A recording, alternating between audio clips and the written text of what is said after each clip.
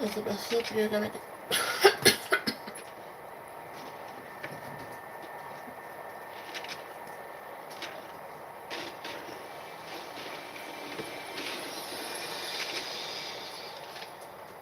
Yeah, this is paper. If you can cool it, you got powered up. Yep. What's this? Oh, they're bots. They're bots. They're bots. They're bots. Okay. Thank you.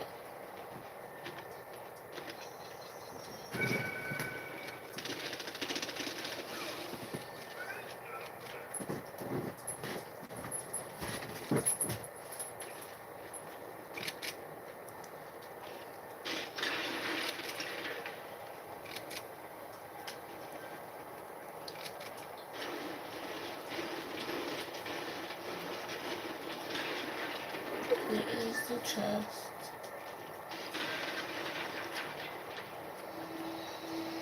Oh no. I gotta change. Where is the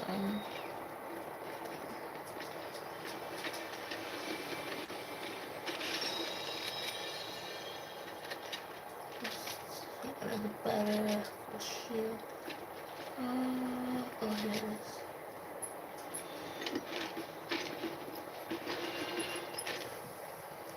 We got it on here.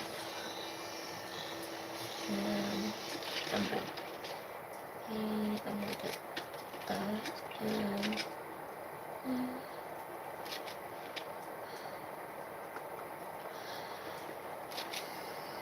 that's how we get the complete. And this is something else. Yeah. I don't know where the other. Bro, the lag!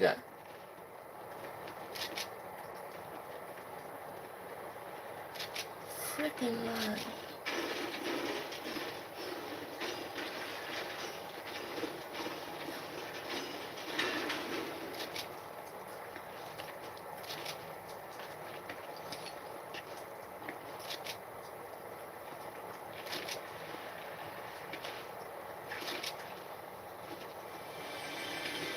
ran away. Where are you? You can't hide from me.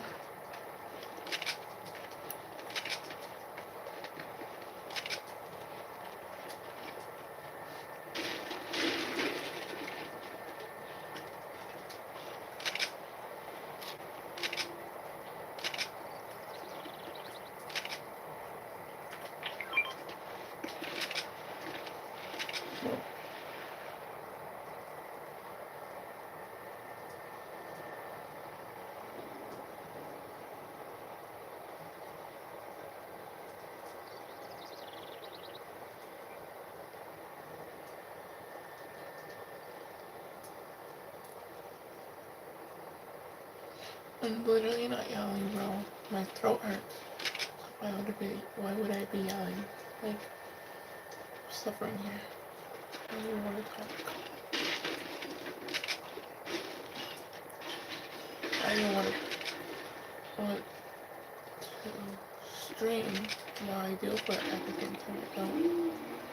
I just need my watch hours up.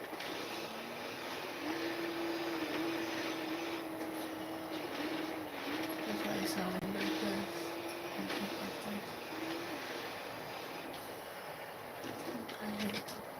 Why didn't I change that? Like, that one was gonna...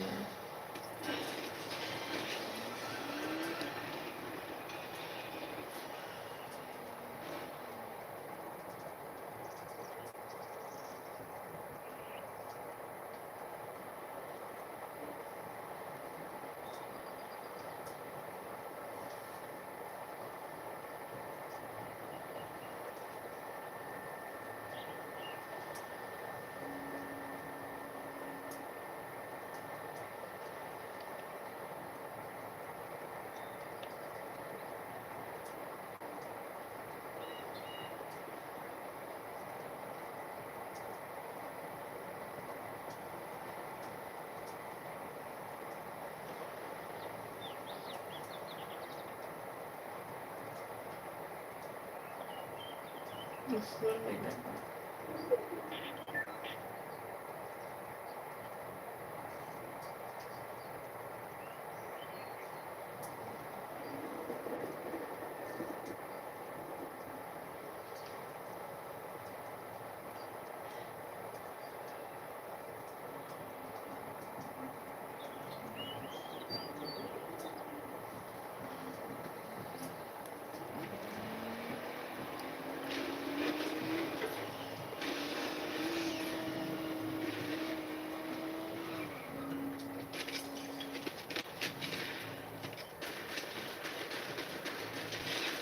Let's go. Yes, period. Oh.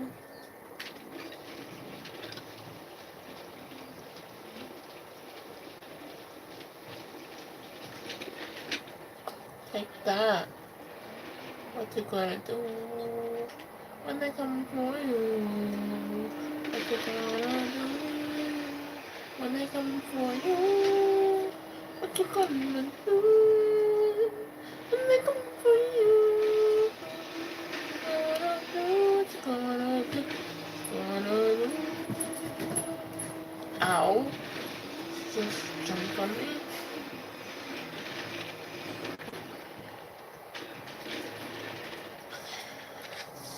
What's here? Be careful because you never know.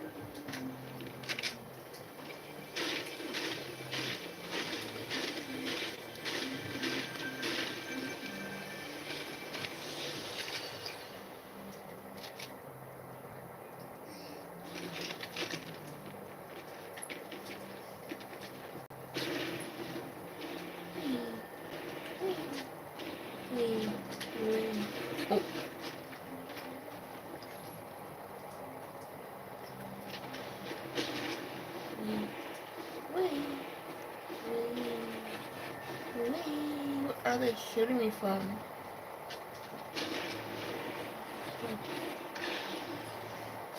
Oh my god. I lost so much health, brother.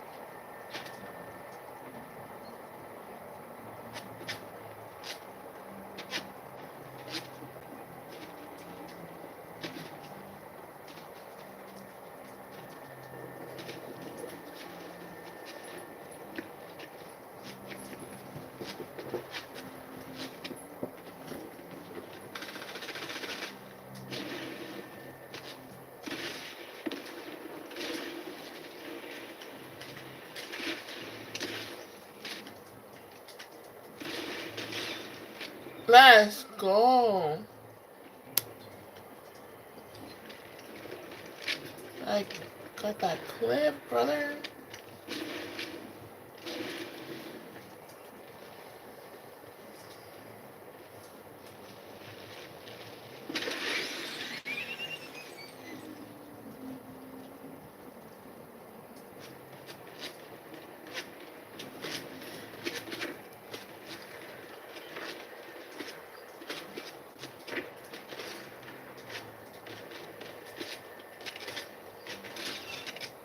Bro, it's so bad. Like, booyah. Let's go. And they had a crown. Thank you. Thank you for the crown.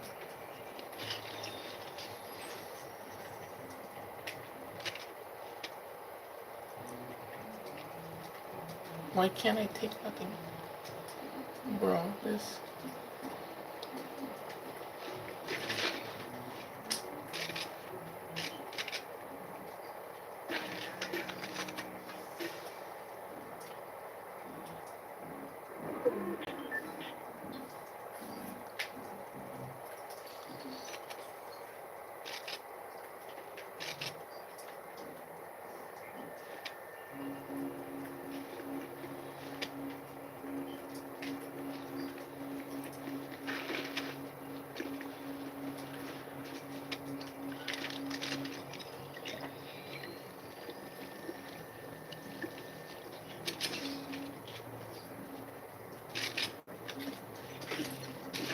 Oh, and I didn't mean to do that. La da da da da da da. Um,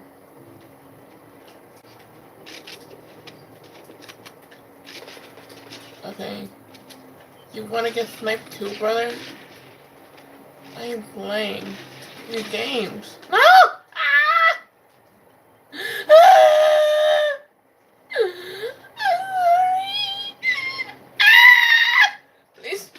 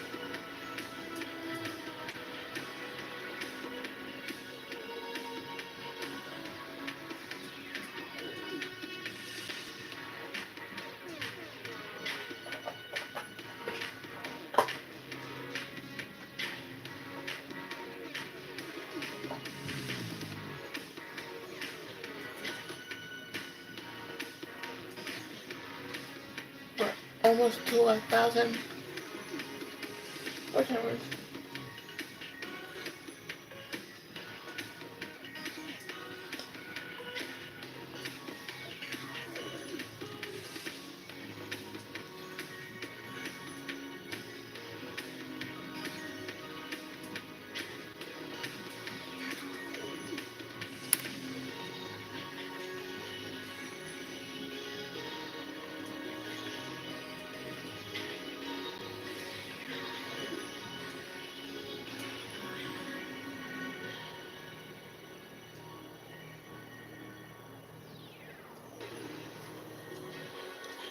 Let's go.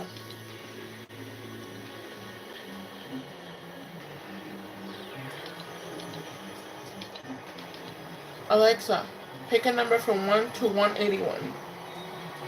Here's a number between 1 and 81. It's 45. No. Alexa, pick a number from 1 to 181. Here's a number between 1 and 81. It's 57. Alexa, pick a number from 1 to 181. Here's a number between 1 and 181. It's 83. Okay.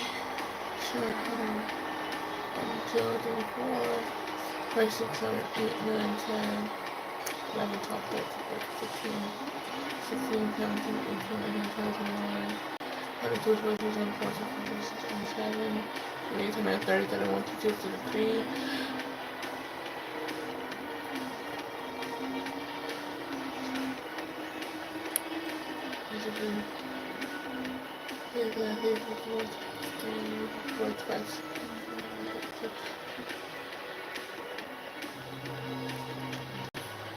'85, '86, I think it was. I don't even know anymore.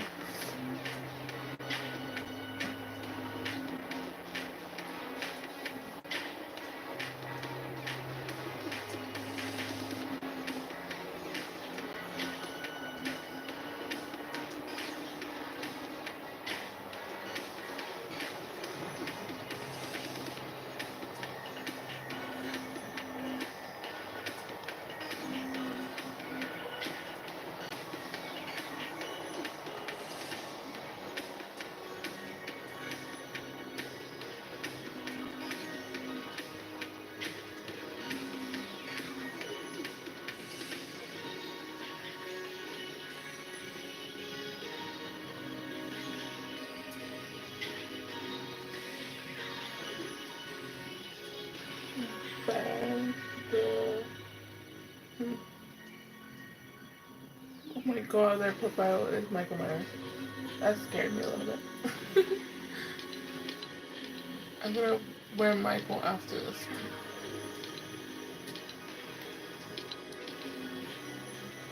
Yeah. Actually, I'm gonna wear the new skin I just bought. Just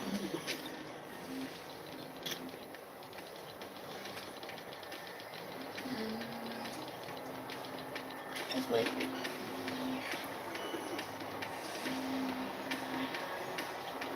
My body. Hey! Excuse me, don't say that.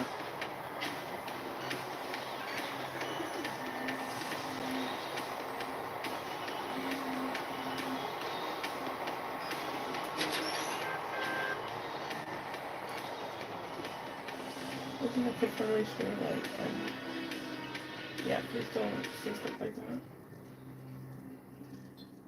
Family friendly. I'll put it like that. I mean, you can curse, but don't say stuff like that, please. Oh my god, what is wrong with my voice? I'm literally sick.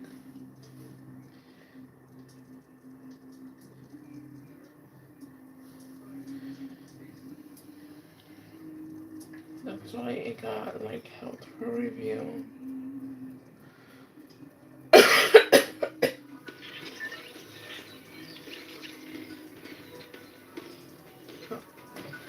All you guys need to do is go to my channel, go to community, go down. This phone is like really sorry. Down, and this is the playlist. This is what tower sees. So yeah, that's the one that you can put for tab or whatever, and it would help. Cause my watch time is not really going that much up. I don't know what my stream is, but okay. This is what tower sees.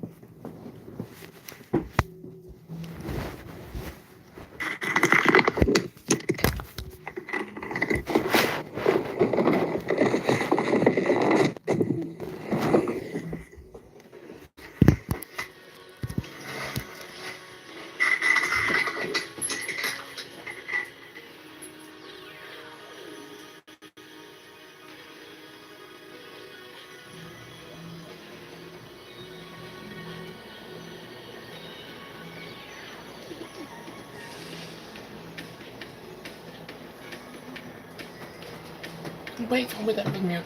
I was literally talking to myself.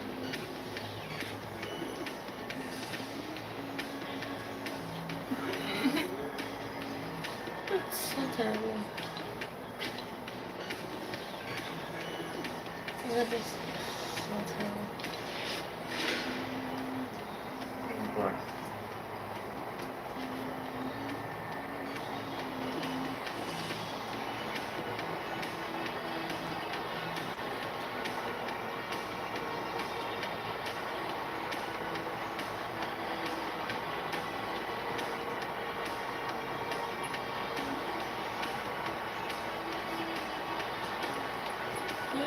Everything,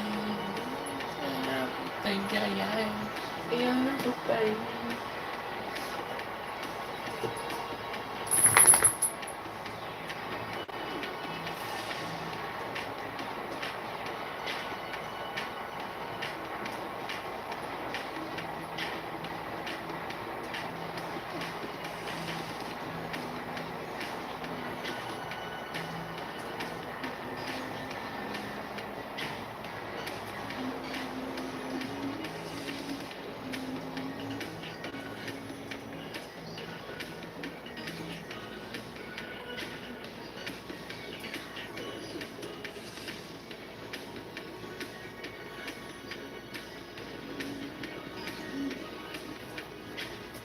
I hold my hands up, playing my song, butterfly fly away. Running my head like yeah, moving my head like yeah. With my hands up, playing my song.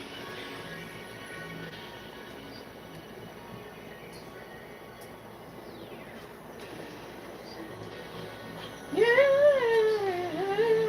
it's a party on the USA. Yeah, it's a party in the USA.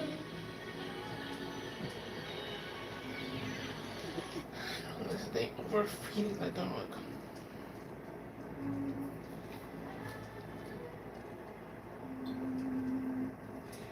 I gotta pee. Oh my gosh, this game better be quick. Cause I really have to use the bathroom.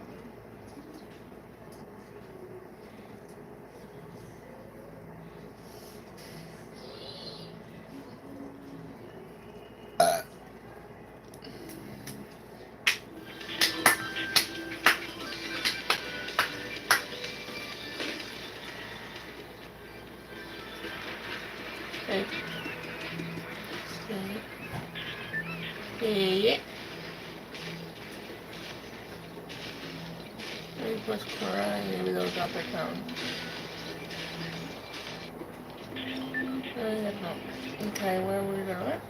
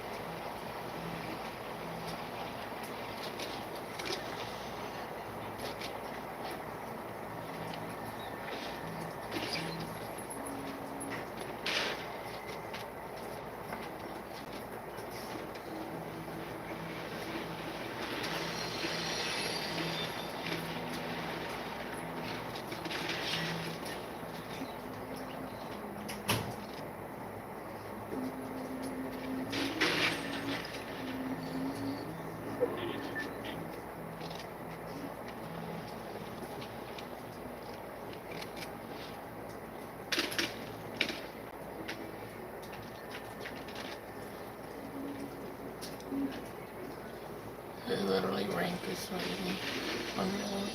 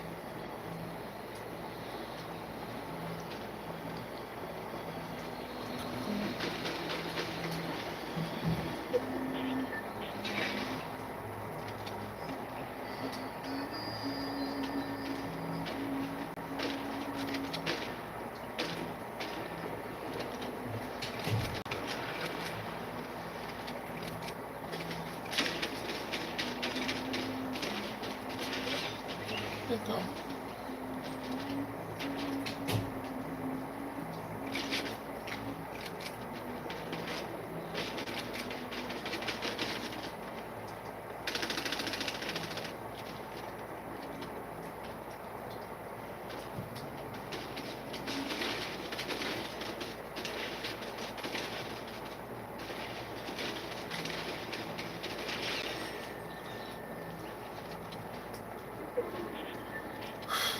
Oh my gosh, this is hectic. This is very hectic. Oh.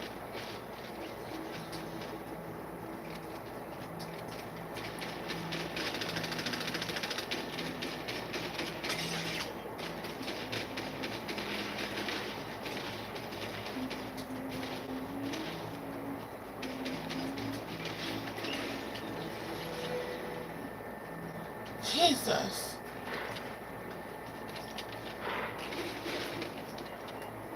My goodness, I'm literally crying.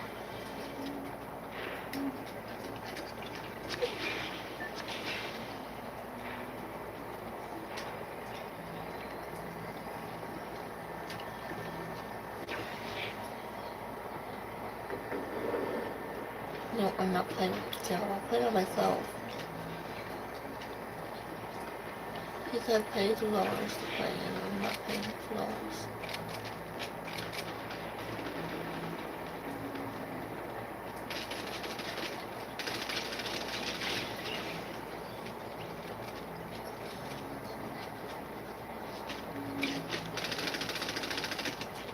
Some people are shooting at me sometimes.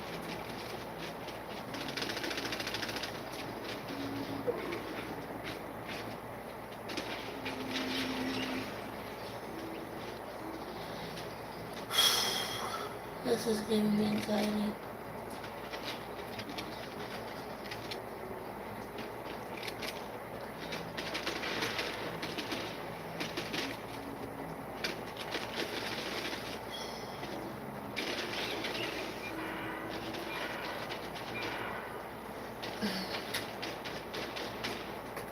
I'm not gonna show my face.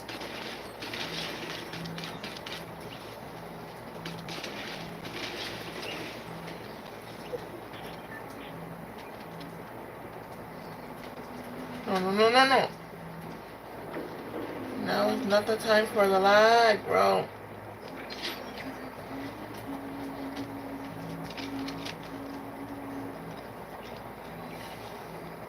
I can't see Richard.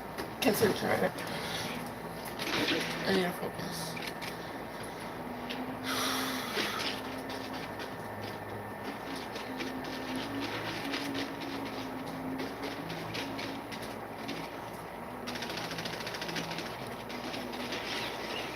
Let's go.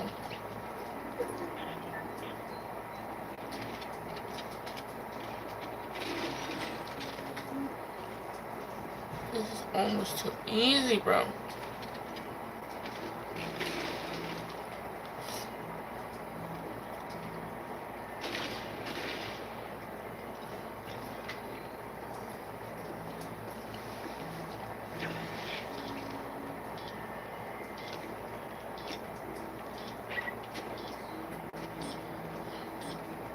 I can win this game. I can win.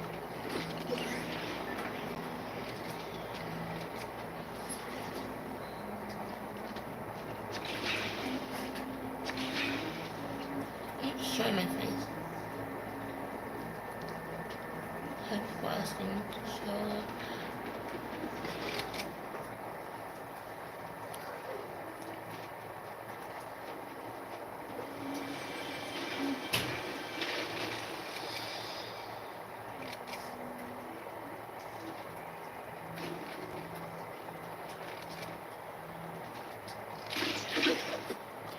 Uh-oh, because someone in there.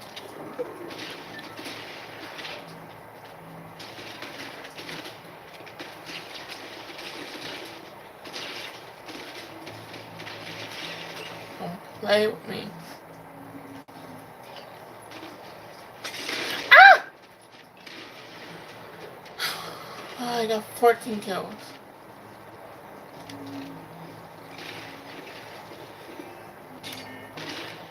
Not bad. Not bad at all.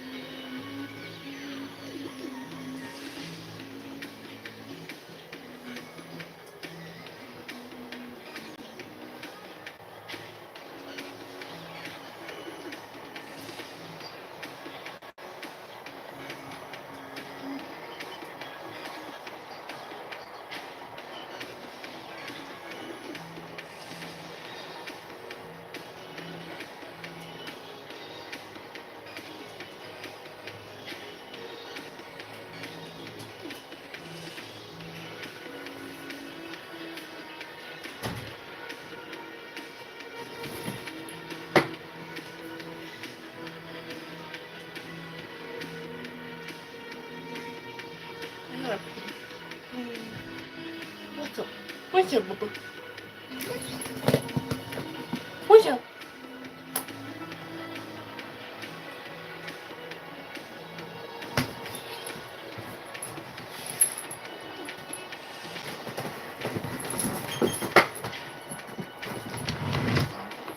You guys.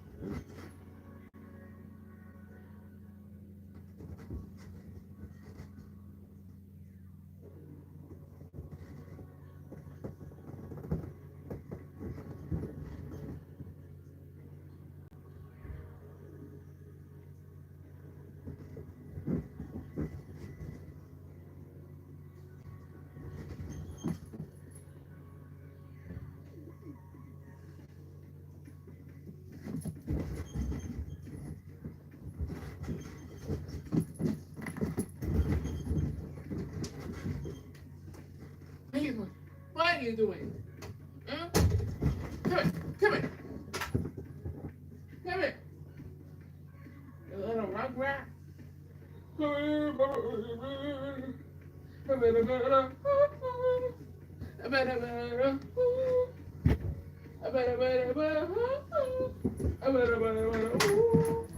Hey! Stop. You're gonna go on timeout again. I'm gonna leave you there. Don't play with me, sis. Don't play with me. Come on. Now you can get on the bed.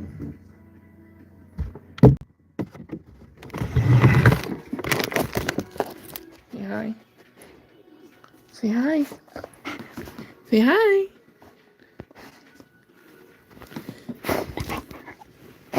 Okay. Now let's do it.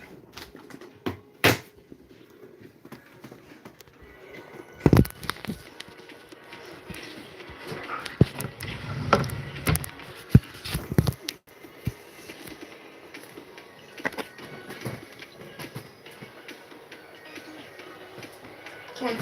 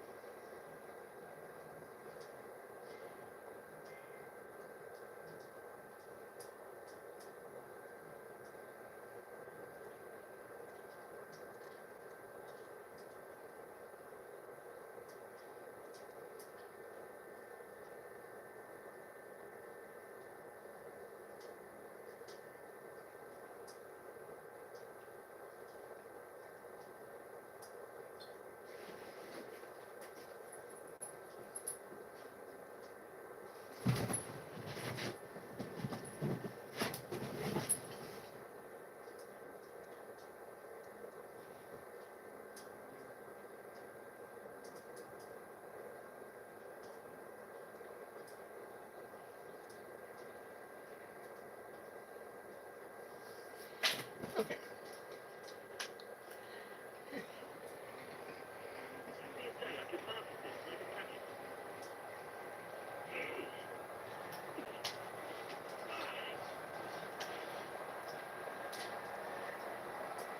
Dang it.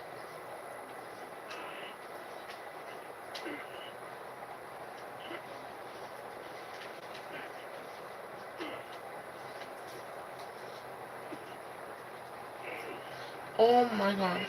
Leave me alone. Oh my gosh.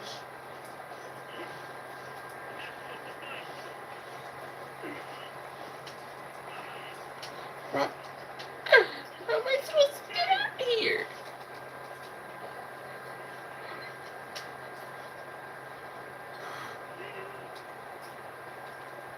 Okay, take that. Take that. Look at that. Look at that. Take that. Take that. Oh my Jesus. Oh my god.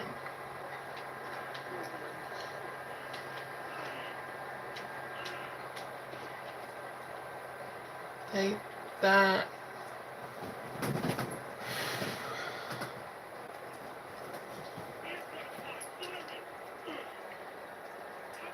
Are you?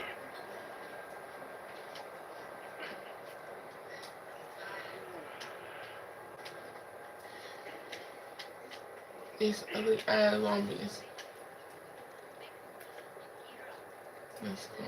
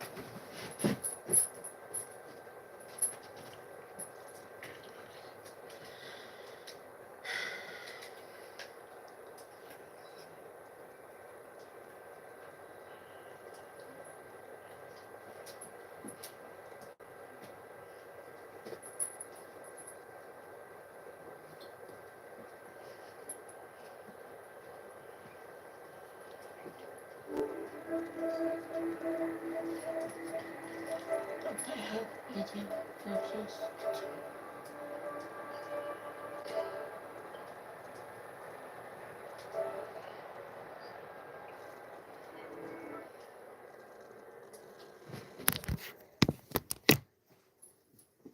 Can you stop that? But stay still, man.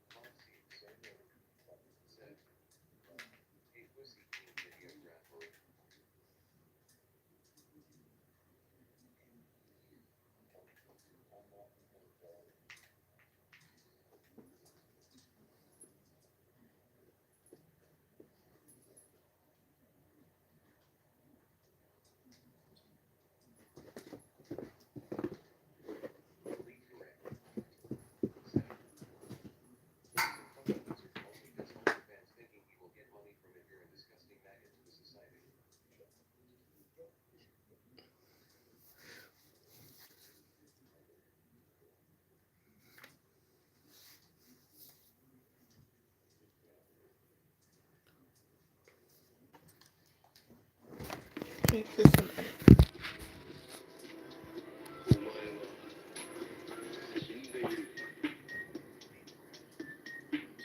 Oh, yes. This is editing.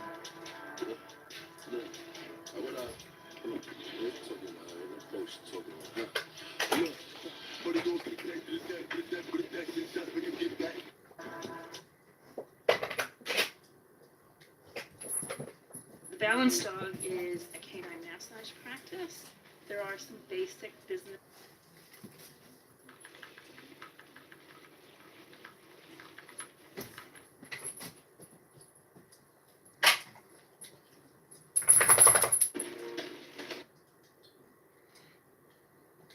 Yes, one minute.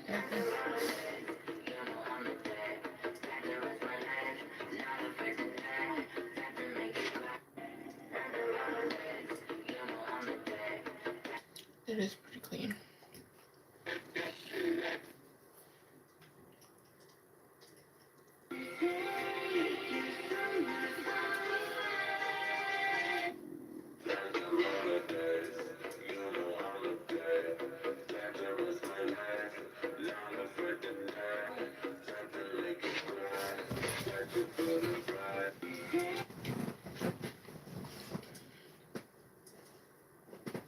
Can we?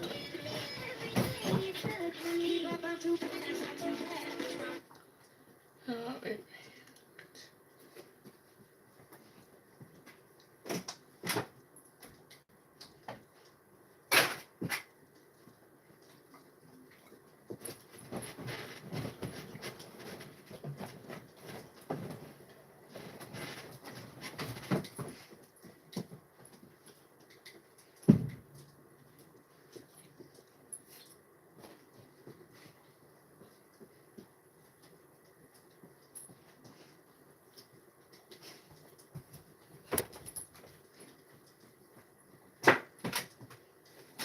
Hey! Stop.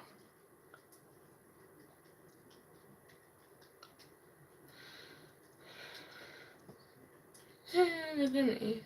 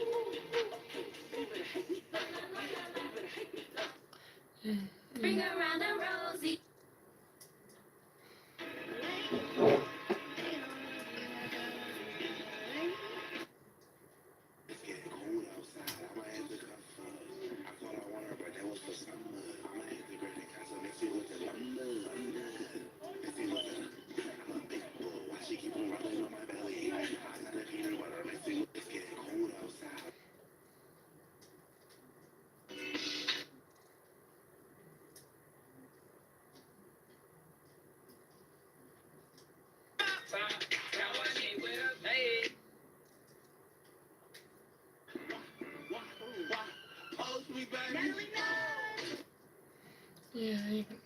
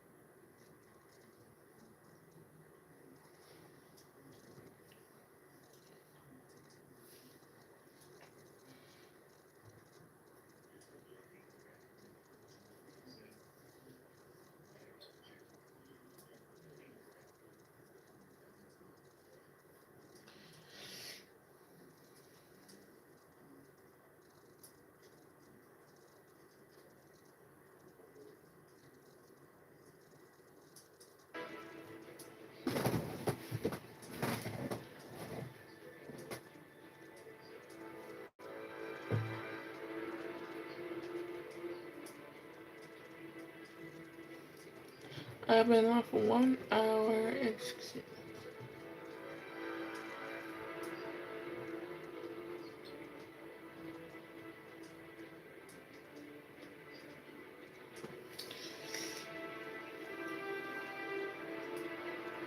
Six four people. Thank you to 4 people that are in the state. Appreciate you. You want like the stream? Let's get to 5 likes.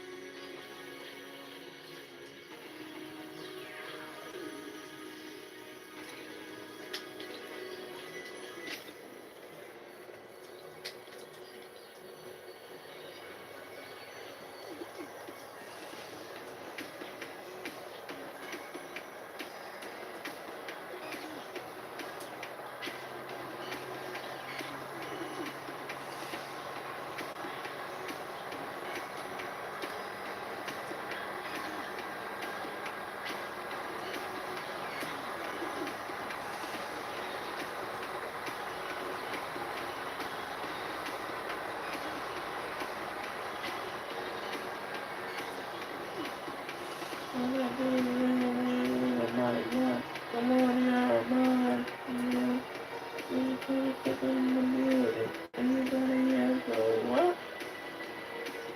And it's in there, and it's in there, and it's in there, up, down, up, down, up, down. When I do it, win, no matter what. The money on the mat, you get up. And every time I step in the building, everybody here go up. And they sit there, and they sit there, and they sit there, up, down, up, down, up, down. One, two.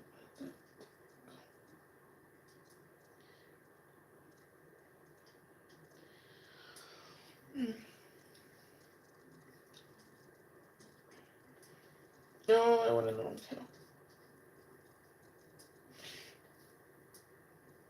But I want here.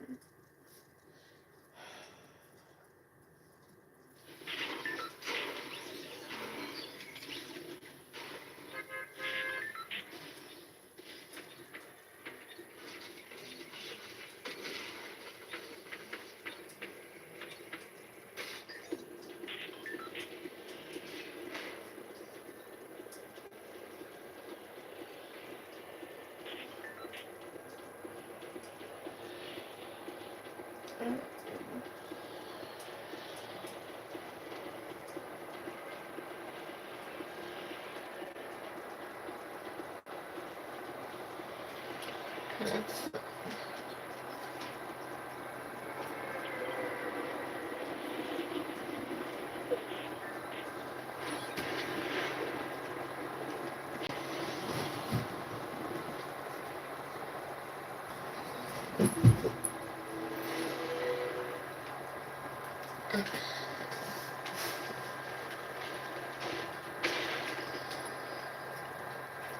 if I had gone first, but with the best part is something. Oh, I'm done.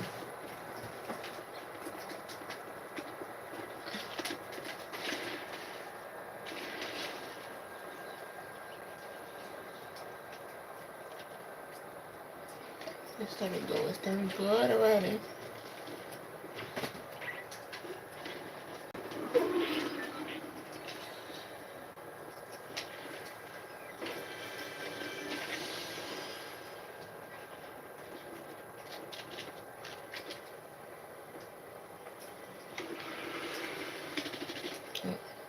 The lag. Oh my gosh.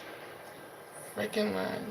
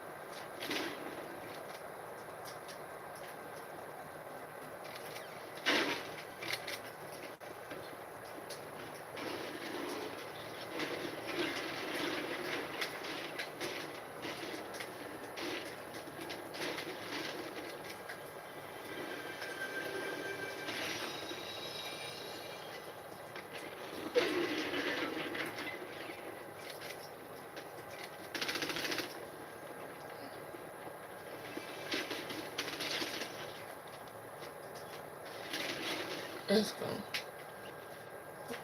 I clapped that.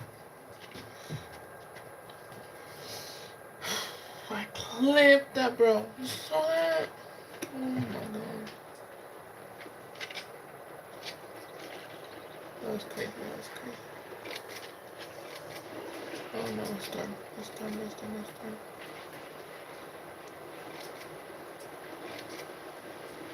We can't put a trampoline, bro. Anyway, it's okay. I'll make it. Oh.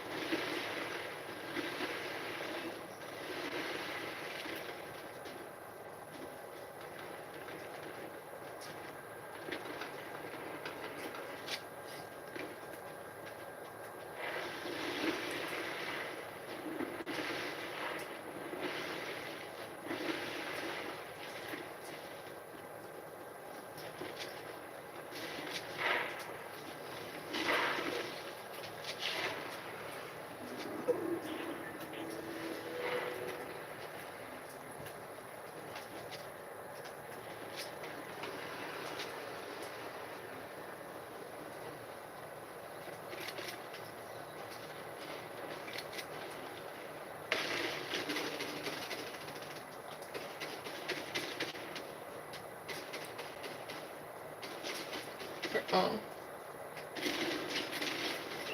That's your table?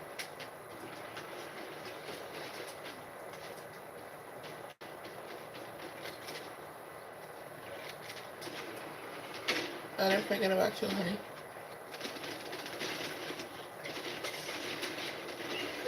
Okay. But this one. I got 5 kills.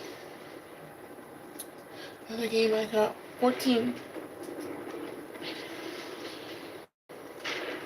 14 kills.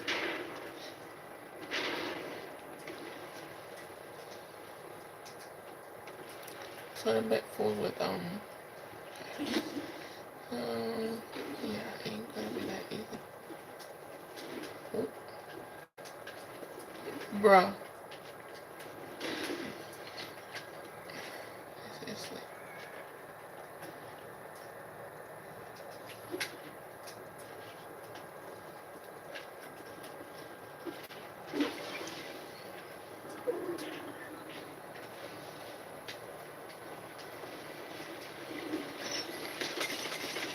Hey! You're a little bit stupid for sitting here. Let me get home.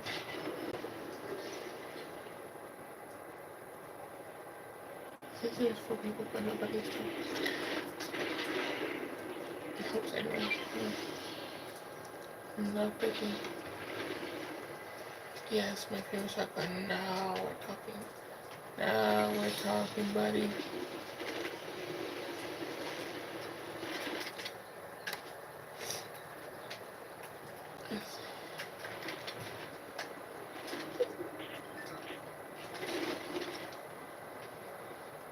I need that. I need that.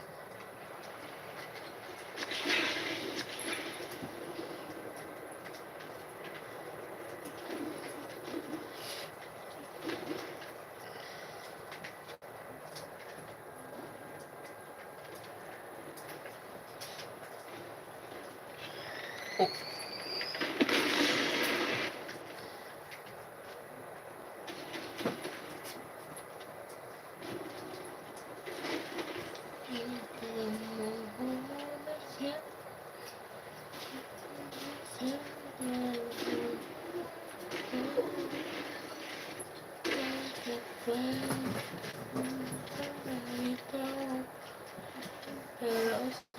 Que yo no lo repito, diga tu nuevo bebé.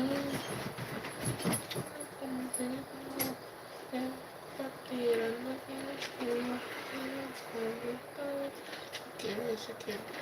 Tal vez.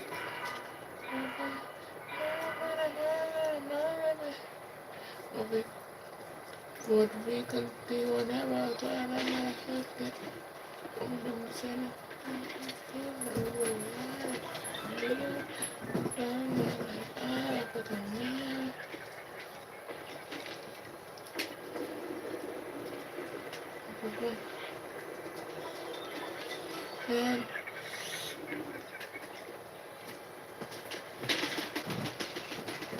Pero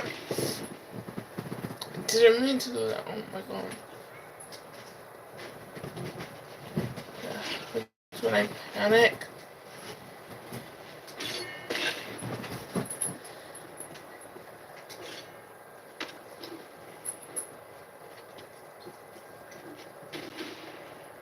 And the lag is getting my nerves.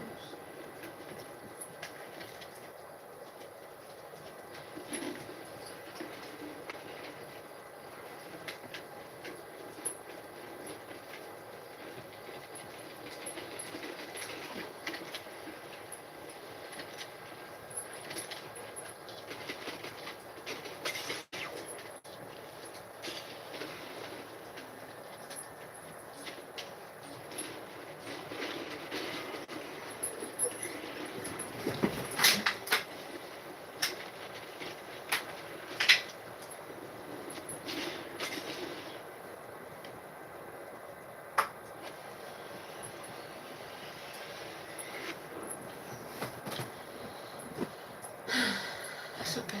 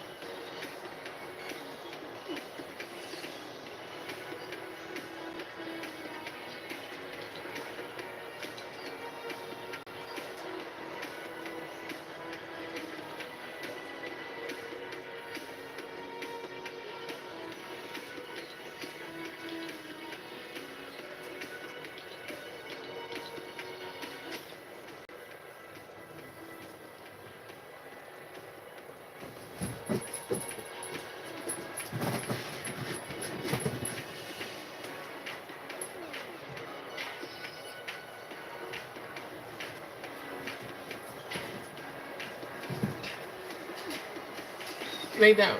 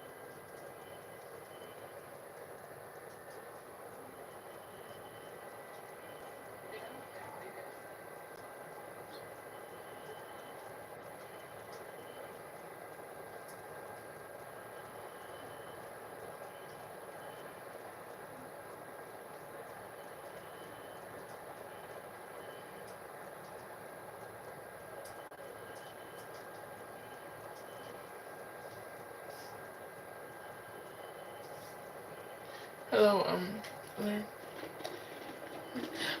Oh my god, I almost fell. Okay, let's go.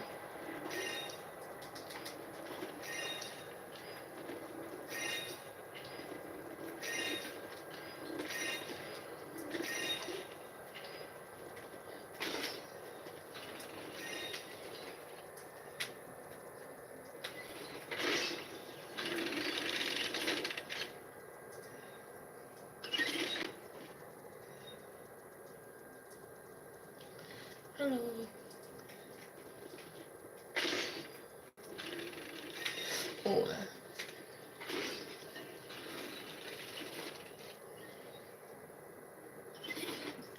Oh, it's good, but like, I'm ready for it to be over, honestly.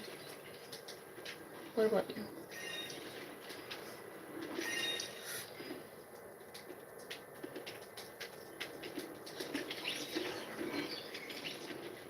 I already finished the bypass, and it's kind of boring, so, I don't know. Oh my gosh, that was so difficult.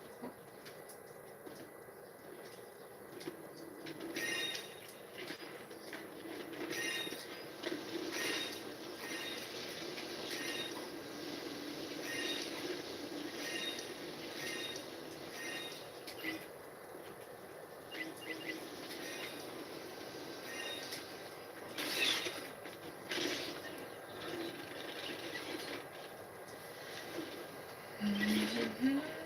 My dog is just staring at me in the corner. Okay.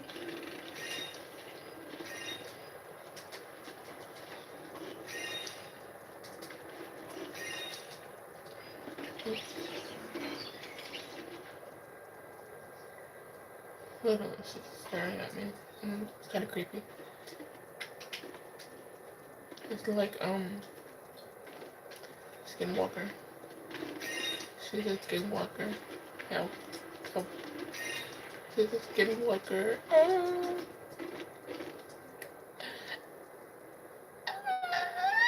How many levels is this? I'm gonna finish it.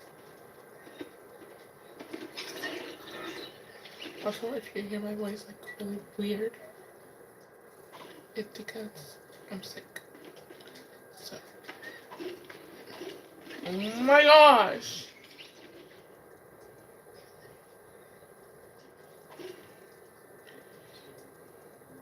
Okay, yeah, you're doing go.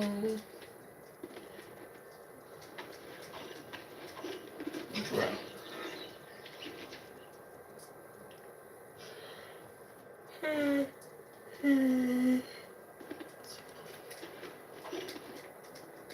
Let's see if I'm still seeing them try.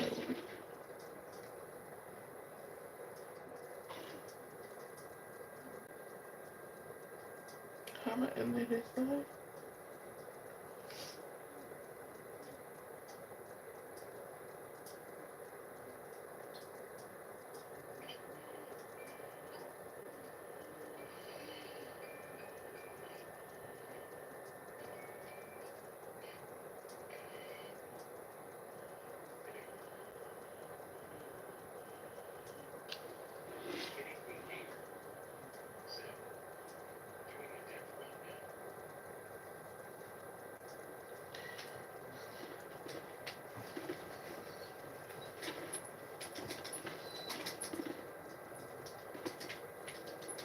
So freaking line.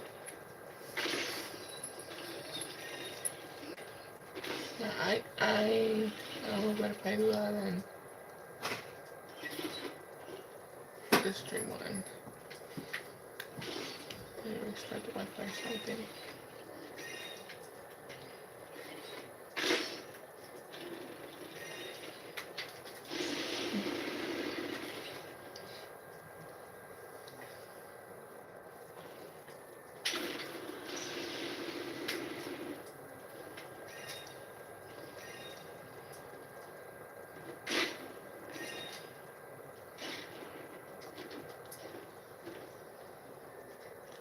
This one.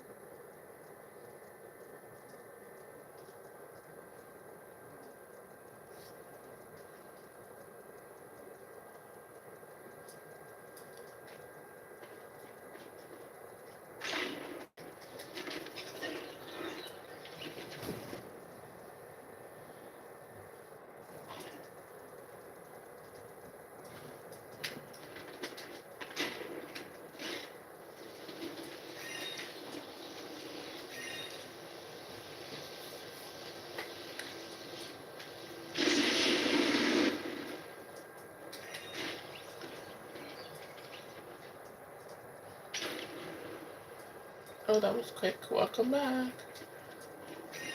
That was gonna take like an hour or something. Welcome back, Barty.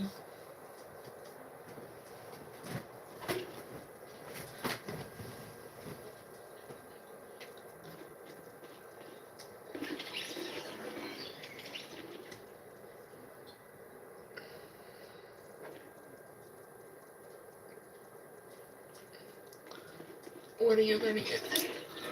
This life is driving me crazy. What are you learning in Duolingo? What language?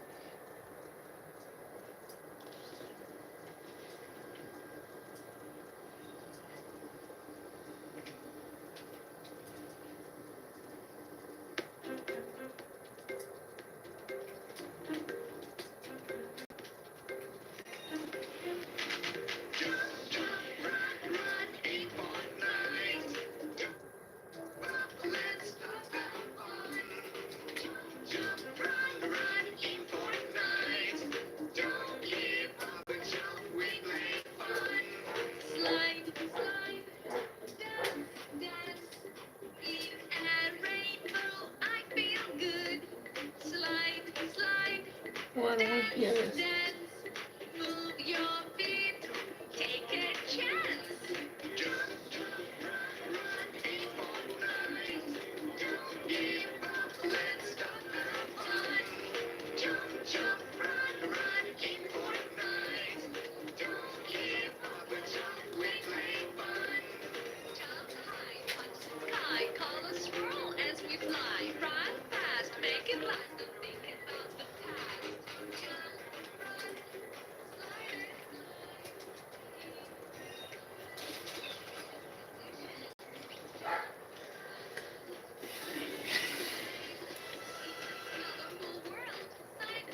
Just, but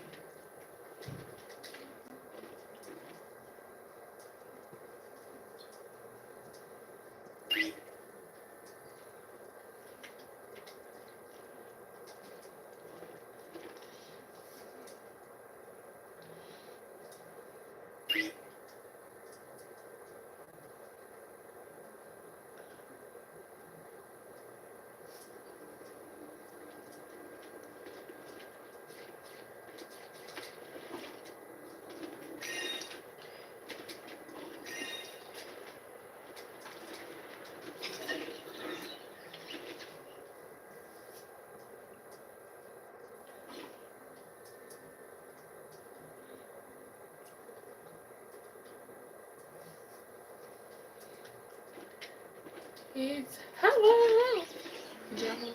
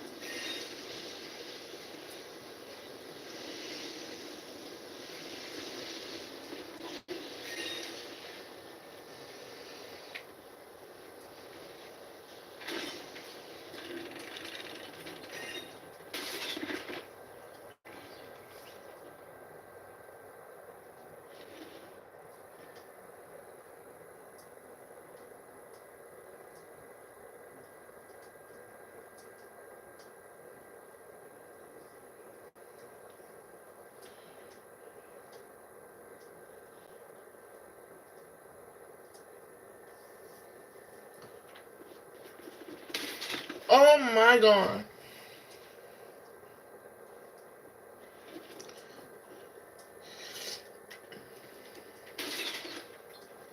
There we go. But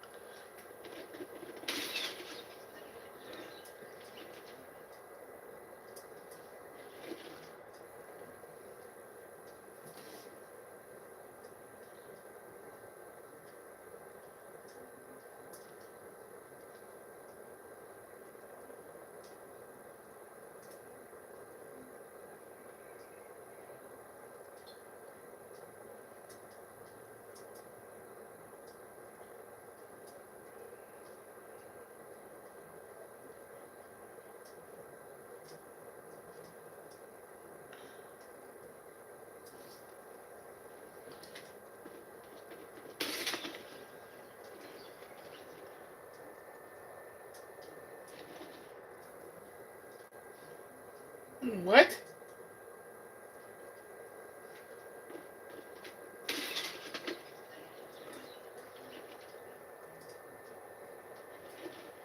It's a mouse.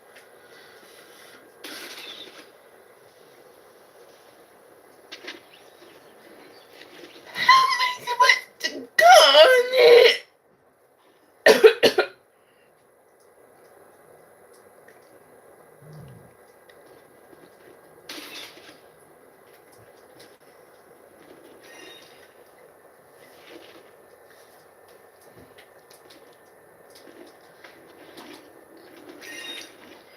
I had a dream. I had a dream. I had a dream. I had a dream. I had a dream. I had a dream. I had a dream.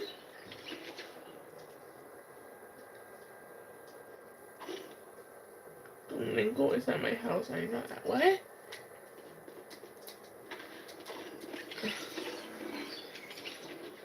I thought you were Domingo that, but he's correct.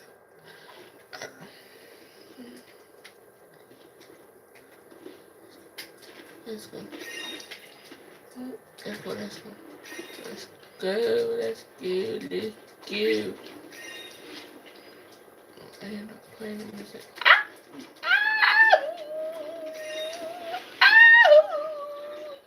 How many levels is that?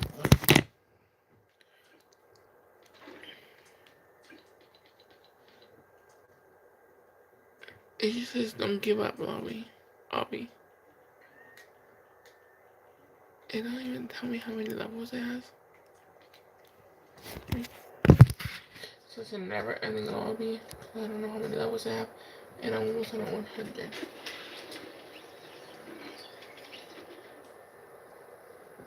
Baba. Where are you, Mama? Baba. Come here, Mommy. Come here. Lay down, Mommy. Lay down, Mommy. Come on, lay down. Lay down, Mama. Lay down. I know, I love you too. Lay down. Come on, lay down. Good girl. Get your blankie. Okay.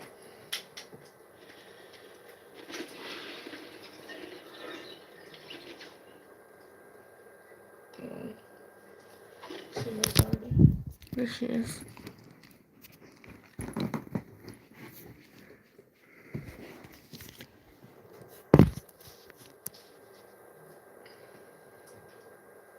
Look at her closing the stream.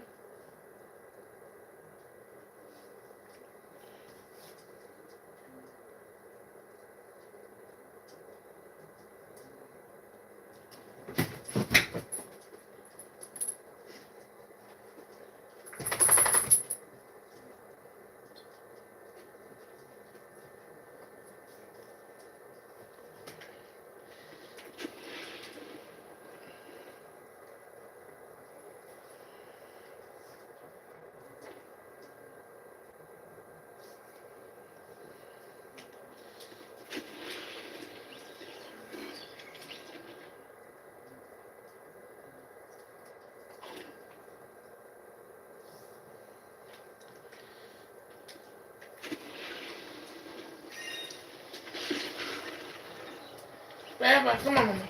Mama, come on. Come on. Lay down. Lay down, baby. Lay down, Mama. Come on, lay down. Lay down. Good night, night. Time to go to sleep, okay? I'm not gonna play with you right now, but it's time to go to sleep, okay, baby? Okay? Oh no.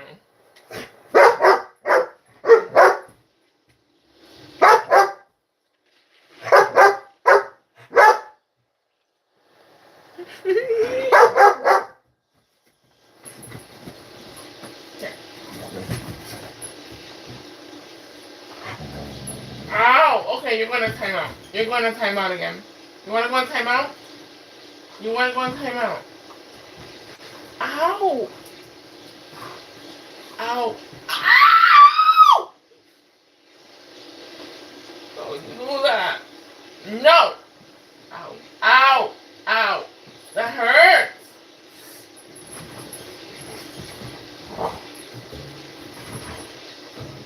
You want a treat? You want a treat? No, you're not gonna get a treat doing this.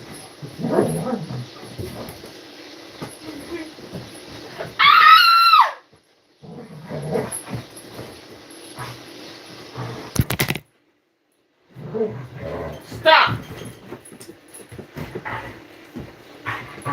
Stop it!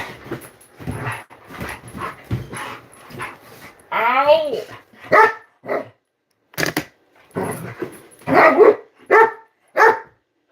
Stop! Come here. I'm gonna put you in timeout.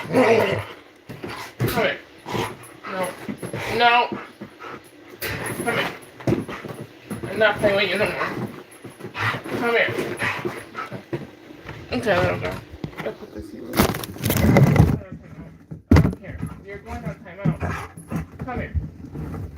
Ow! I'm not gonna stand for this no more.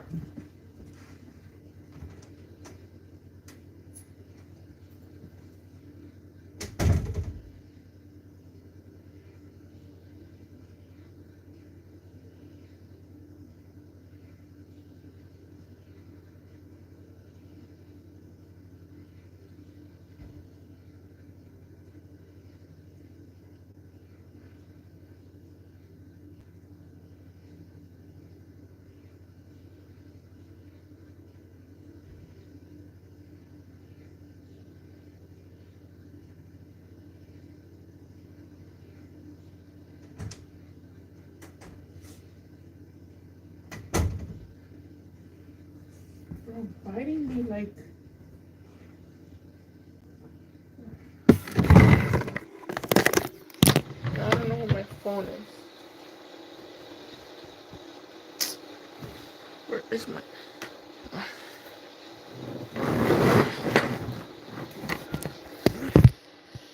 And a life of a grassy dog. Yoo-hoo. She on time.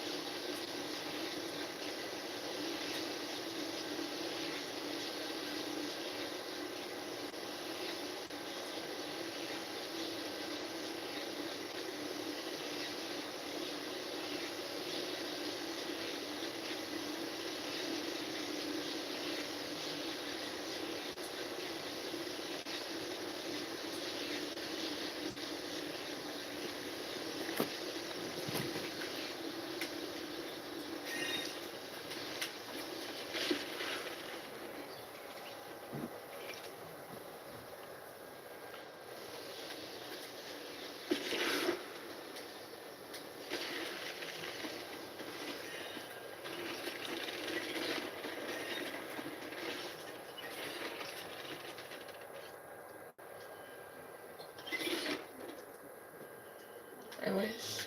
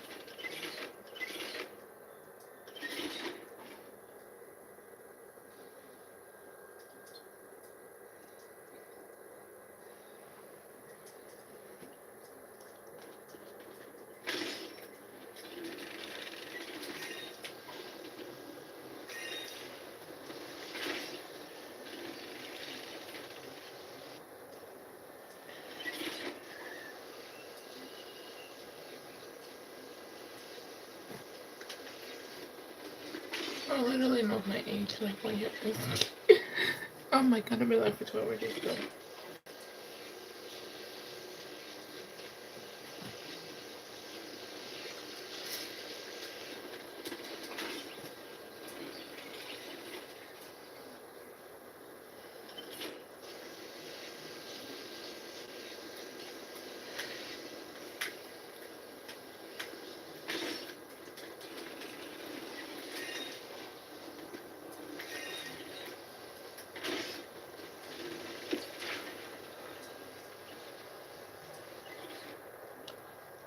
I literally said my age before, like,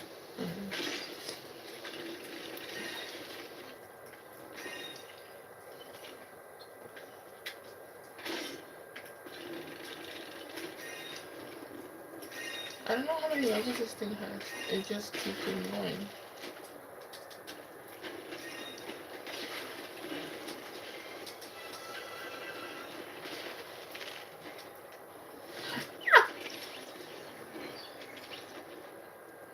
I'm trying to thought, why would you laugh?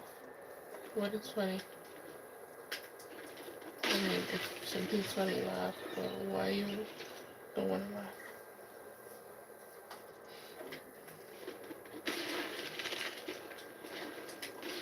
Oh, no! No!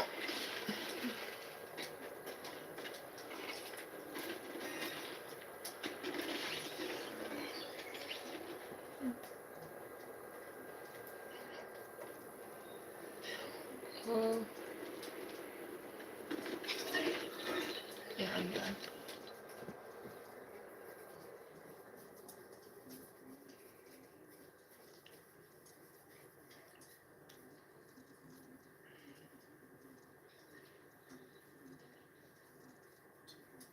It was literally like never ending. Like, I'm so.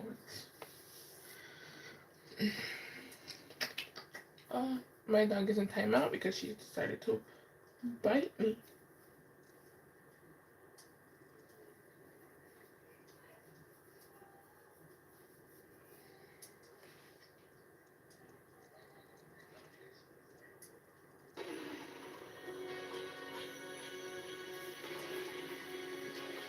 Oh, it's 200 plus levels.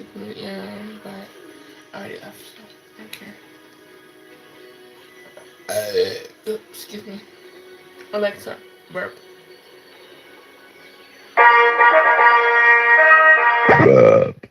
Welcome to Super Burp. That felt a bit forced. I was feeling the pressure. If you enjoyed that, why not ask for a forced burp next time? Do you want to see what else is lurking? No. Sure, come back soon. Let me just leave you with this thought. If you enjoyed Super Burp, here's another skill you might like. Pop quiz. Shall we check it out now? No. Come back soon.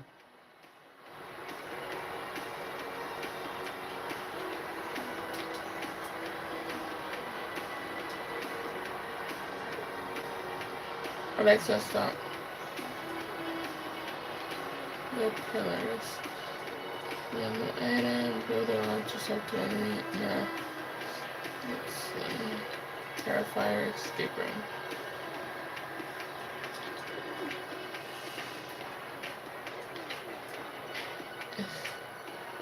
I'll try it or just one.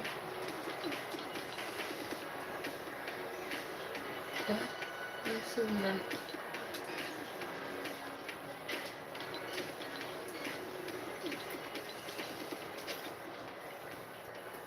Bro.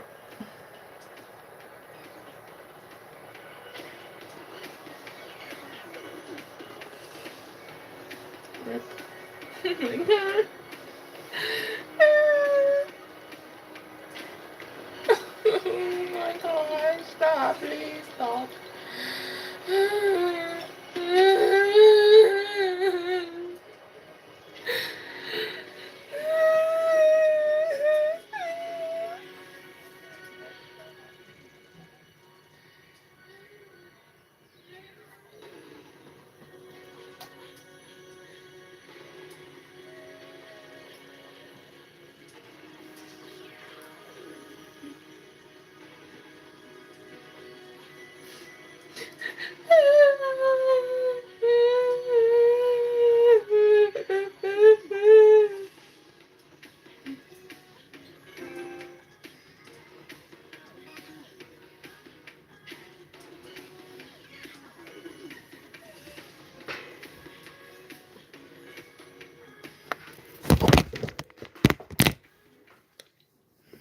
I showed my face on deleting this stream.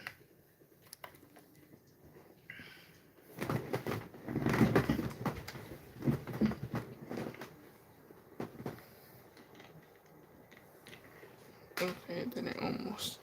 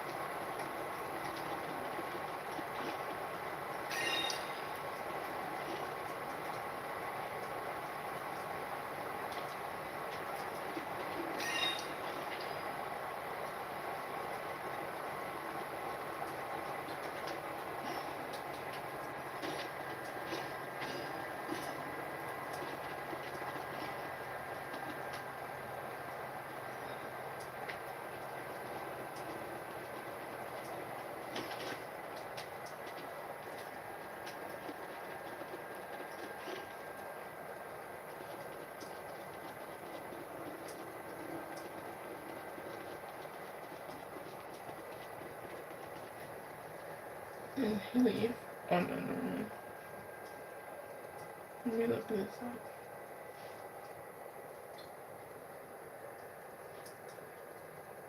Just to use caps.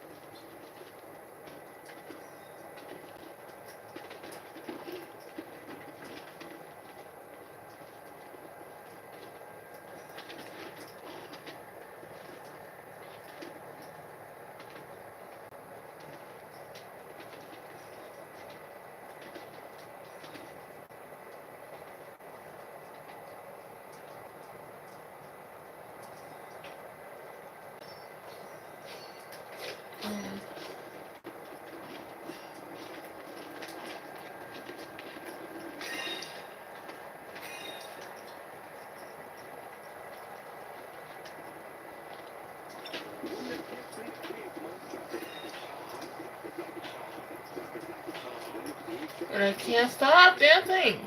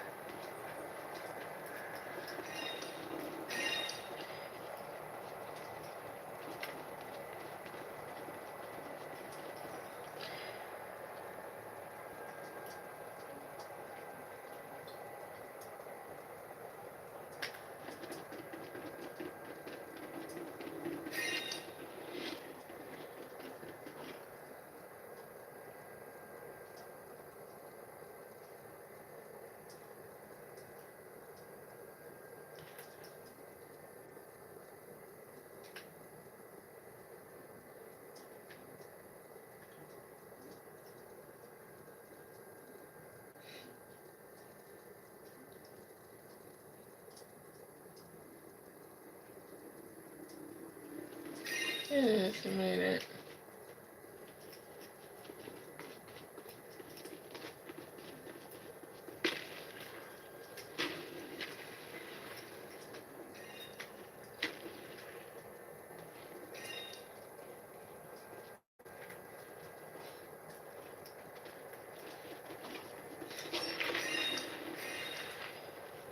Yay, the balloon.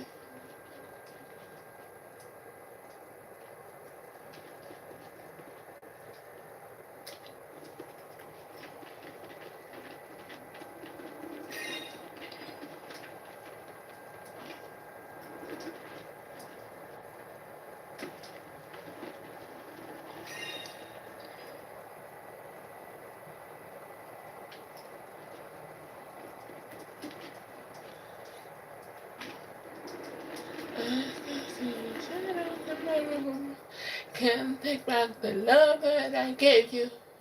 It's to the point where I love and I hate you, and I cannot change you. So I must replace you. Is it a sad or done? I thought you were the one. Listen to my heart instead of my head. To find a better one, and I am just.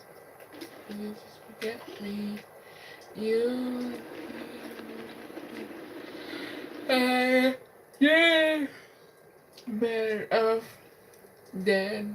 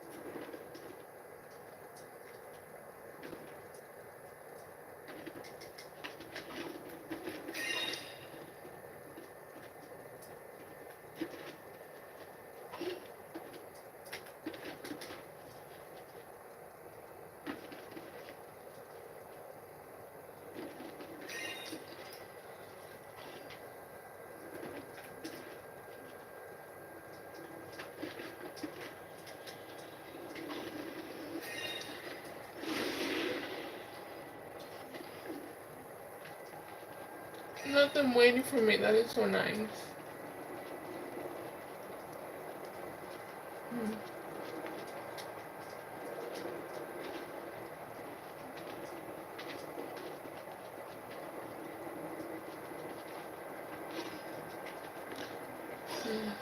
I don't know.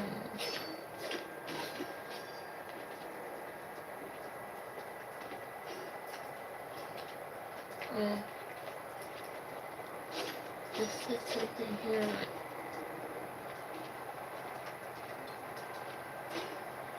I don't know. Oh.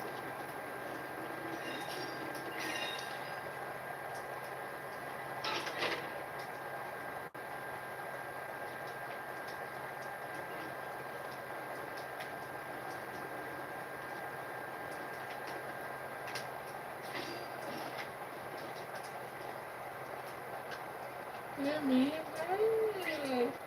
Now I'm left alone, bro. They laugh. Man.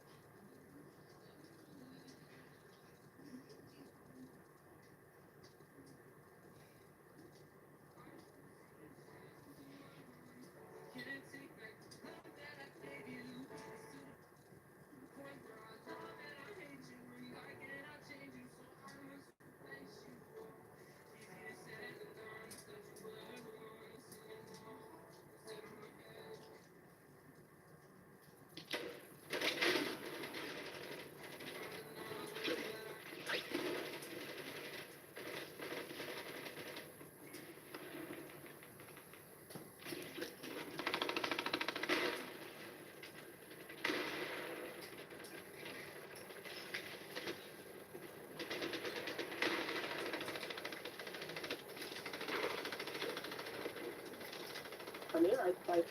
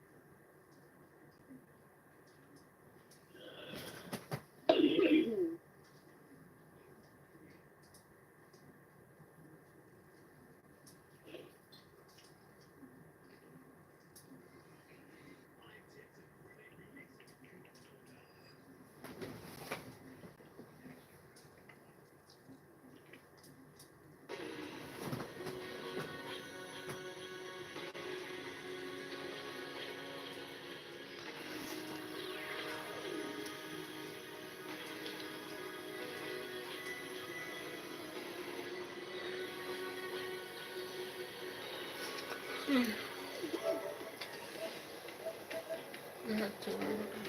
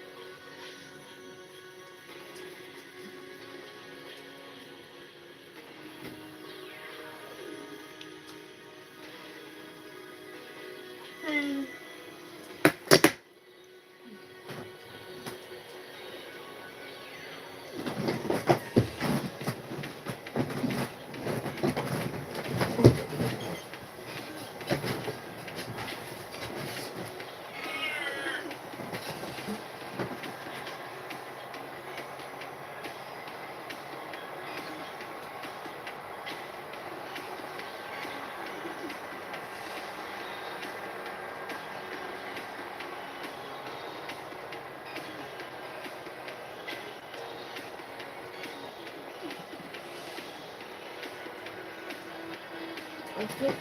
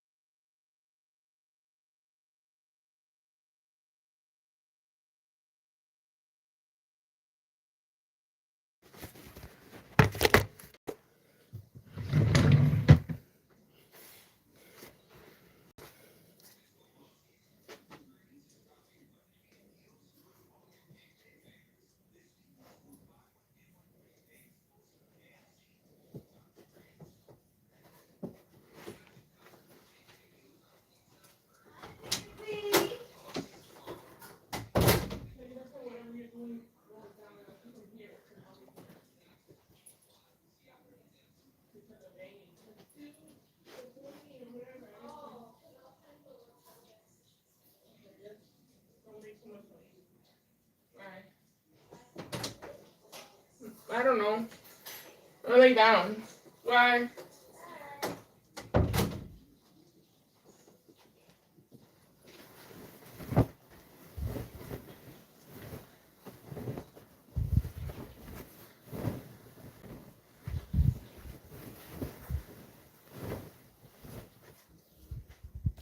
So watch some YouTube.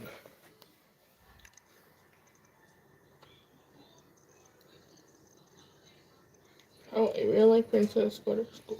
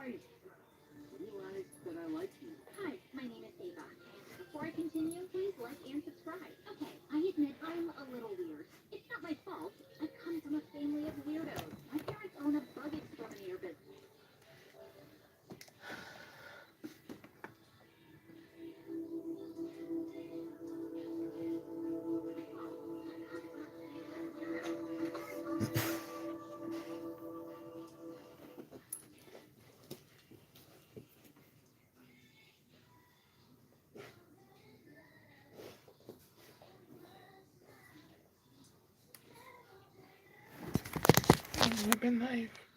illustrate everything.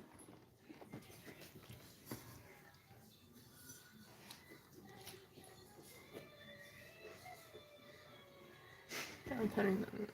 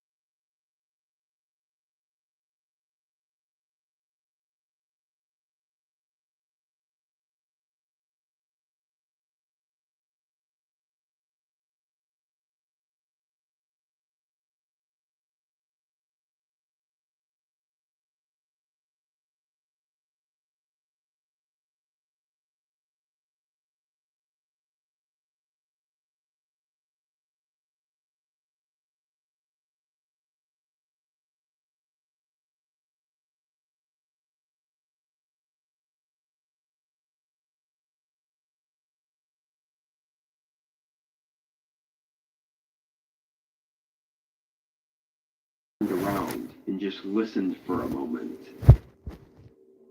The low creaking of the house, combined with the rain speckling the roof, almost knowing someone was in my house right now. I began slowly walking, as quietly as I could, back into the hallway. The doors were closed, making me feel like someone's eyes could be watching me right now. Everyone was doorway. I was able to make it downstairs. Along there, I got my phone and hid in the garage, calling 911. It took 5 minutes for the first officer to arrive. I heard nothing but the rain during that time. Once I let the officer in, I waited on my porch as he searched the home. About 2 minutes later, I heard him call out upstairs, and then he came down, holding a guy in handcuffs. I quickly recognized him as the man who showed up on my doorstep earlier in the night, and he had a terrible look of anger as he passed by me and was thrown in the car. Putting all the pieces together, the guy had climbed up onto my roof, which was likely the cause of the thump I heard hours ago.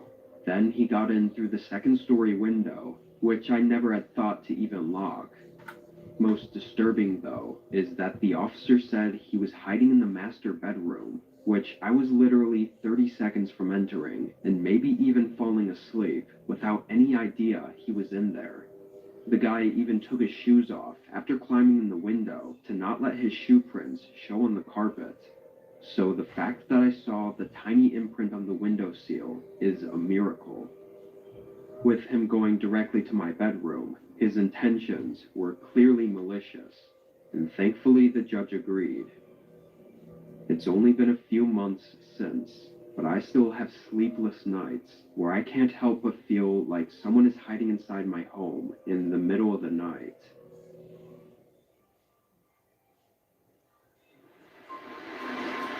A couple years ago, I applied for a temporary job at a local gas station.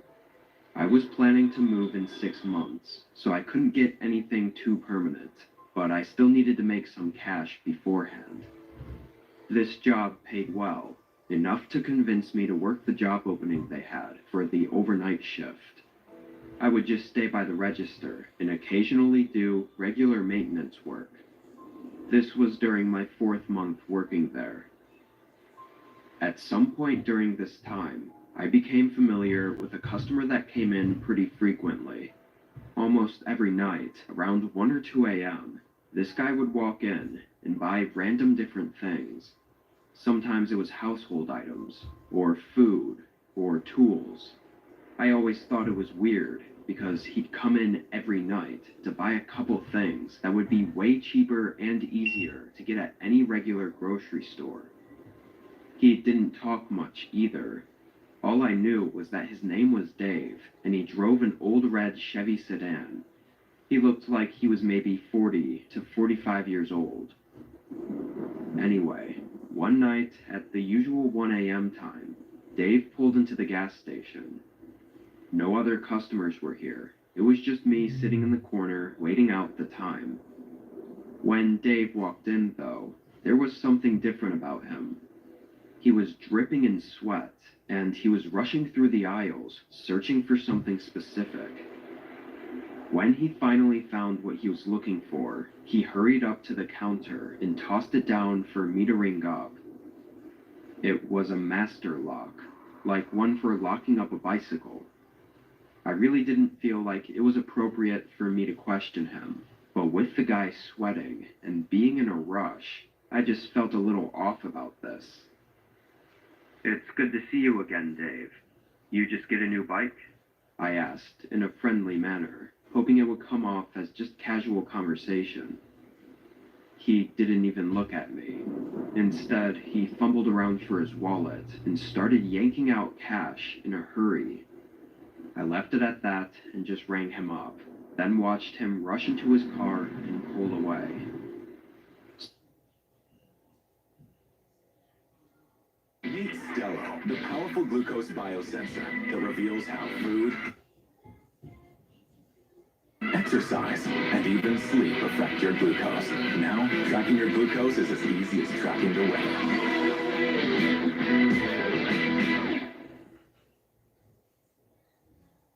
Your favorite holiday flavors are back at Wawa. Holiday sipping starts now. Gotta have a Wawa.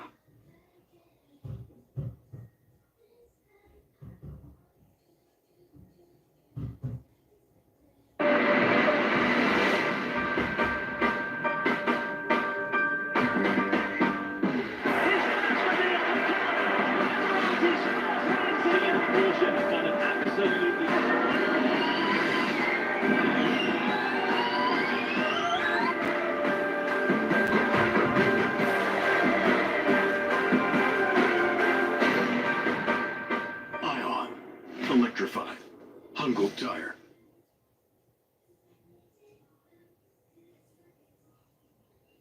How do you get all your Christmas shopping done in one place for an affordable price? You shop with Farmer's Home Furniture. A beautiful bedroom or living room would be an amazing addition to your home. Rest and relax with recliners as low as $2.99. Electronics and toys are guaranteed to make your spirits bright. Want an easier way to pay? Scan this code to pre-qualify with no impact to your credit score. It's as easy as 1, 2, 3. Merry Christmas. Make your house a home with Farmer's Home Furniture. Something was definitely weird. But hey, maybe he just got a new bicycle and had been riding it around for a couple hours and needed to get back to wherever he parked it so he could lock it up before it was stolen. Maybe that's a stretch, but it was the best I could come up with. The rest of the night passed by, and so did several more days. I didn't see him for almost a whole week, which was odd, considering he usually came in every night. It wasn't until my Wednesday shift that I saw him again. It was drizzling outside, so the first several hours went by really slow. I was leaning back in my chair and looking out the window at the rain coming down when his red car pulled into the parking lot. As soon as he parked, he got out and rushed inside. I greeted him as he entered, but he ignored me. He hurried through the aisles and was talking under his breath. I couldn't hear what he was saying, but he sounded frustrated, and I got really uncomfortable, like my gut was telling me something was wrong. Then I heard a thud. My eyes shifted to the window, looking at the direction it came from, and the only thing there was Dave's car. It was a loud thud, too, like someone kicking the inside of the door. After a second, I looked back at Dave. He wasn't rushing anymore. He was standing in the aisle, staring directly at me, as if I'd just discovered something that I shouldn't have. There was another thud, but my eyes were fixed on Dave, as I could feel panic rushing through my body. Then he quickly looked away and hurried out the door. I was still stunned, but managed to get my phone out and snap a picture of his license plate as he drove away. I called the police immediately. That night felt extremely long as I waited for any updates from them, and it wasn't until I got home around 6 a.m. that I received a call from the police. They found the guy from the license plate I gave them, and they found the woman that he had kidnapped. Apparently, he had just moved into a new small cabin on the edge of town less than a week ago, and he had no registered prior address, so they had no way to know what he'd been up to before this incident. Luckily, they saved this woman before she was harmed, though. Also, it turned out Dave wasn't his real name, which isn't surprising, but at least he's locked up for good now.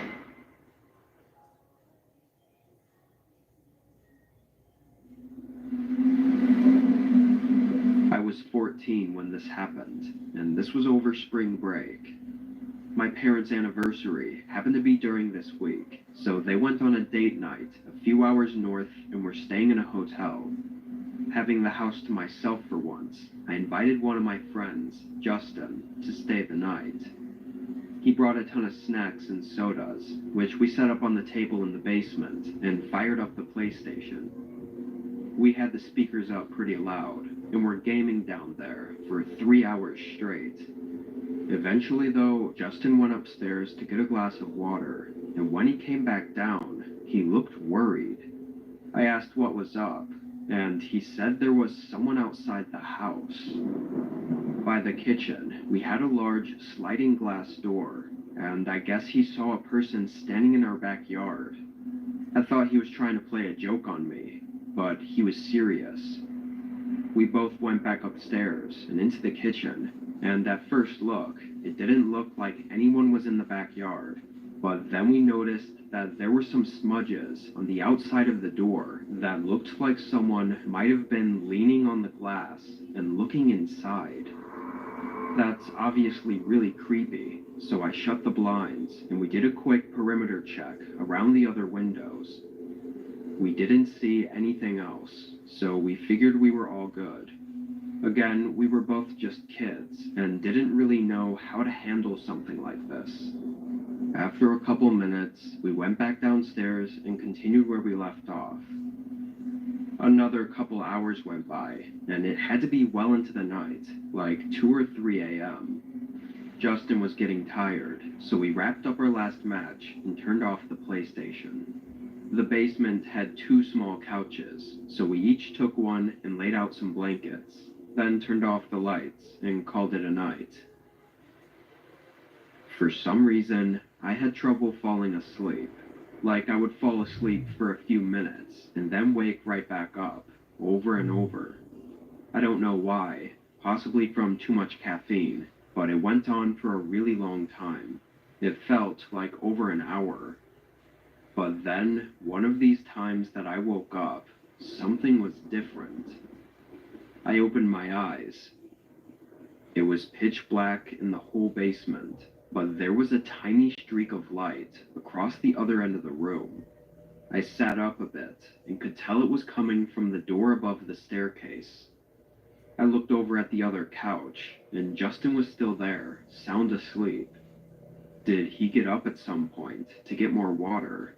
There's no way I wouldn't have noticed. I got up, feeling too uneasy to sleep without making sure this was nothing. I went over to the bottom of the stairs and looked up. The door was cracked open, but not enough to see through. I went to the top and opened it further. The hallway light was on, and so was the kitchen light. It was about then that I remembered about that man that Justin said was standing outside the house, and I walked over to the kitchen to look out the back door. The backyard was empty, and nobody was out there from what I could see. As I was about to look away, though, something moved across the reflection on the glass door.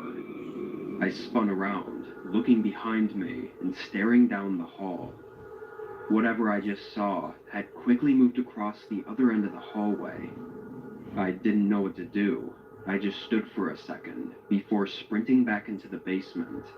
I woke up Justin, and after a quick explanation, he was just as terrified as I was. We hid in one of the closets down there and called the police, and while we were waiting, we could hear someone moving around upstairs. It was like they were running around the house looking for something. It got quiet after a few minutes, though, and when police showed up, the person was gone. They found that the small bolt that locked the back door was snapped off, so that's how they got in. Other than that, we don't know anything. For several years after this incident, though, every few months we would find those same smudges on the back door of someone clearly looking inside. It wasn't until we finally got a security camera that they left us alone. At least as far as we can tell. It's been over a year since we've seen any signs of them. What they wanted is still unknown.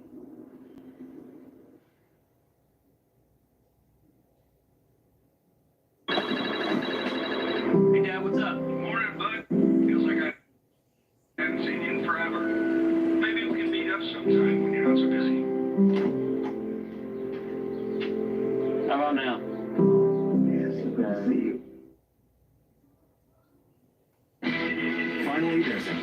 to track your glucose. With Stella.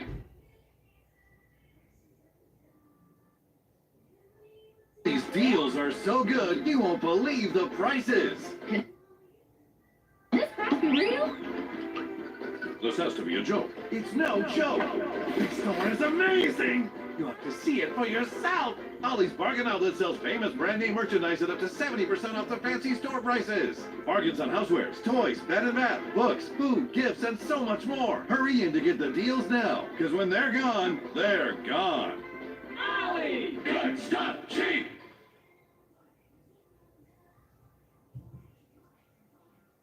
Like other deodorant creams, Native is silicone-free and leaves no residue. Nate? Wait, this one. What else is there? Trapper Daddy! Try Native, an effective whole body spray made with natural propellants. Clean all-day odor protection isn't a myth, it's Native. Aluminum-free deodorant for kids, feet, and more isn't a myth, it's Native.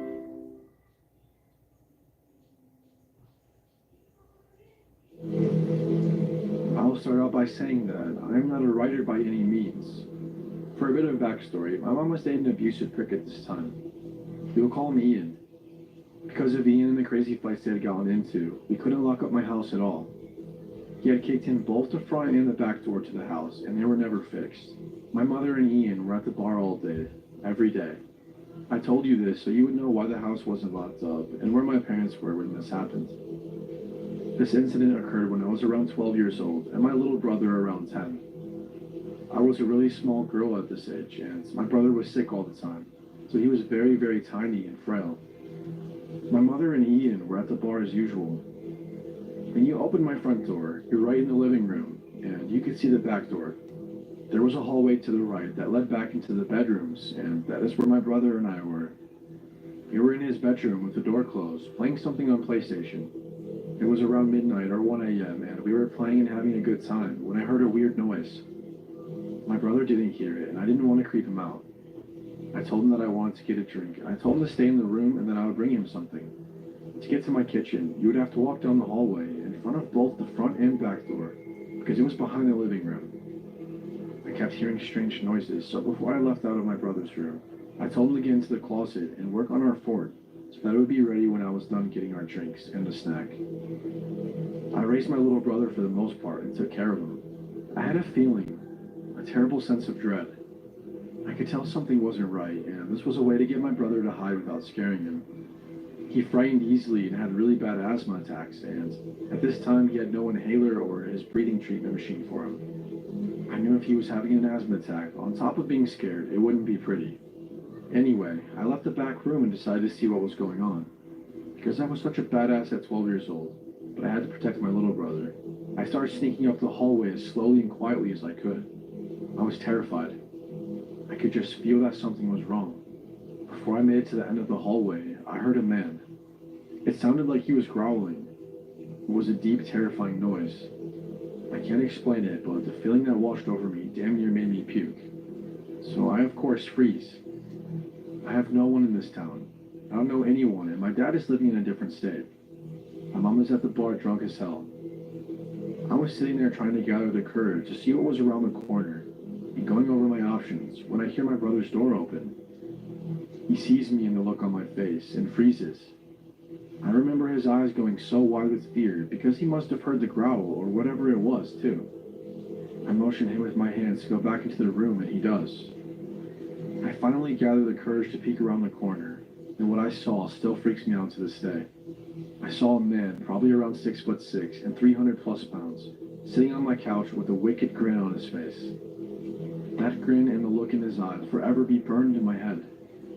By some stupid luck, the man didn't see me. I so slowly snuck back to my brother's room. I shut the door and I started going over my options. My brother was already horrified because of the growling noise this man was making. I'm so thankful that he wasn't the one who saw what was out there.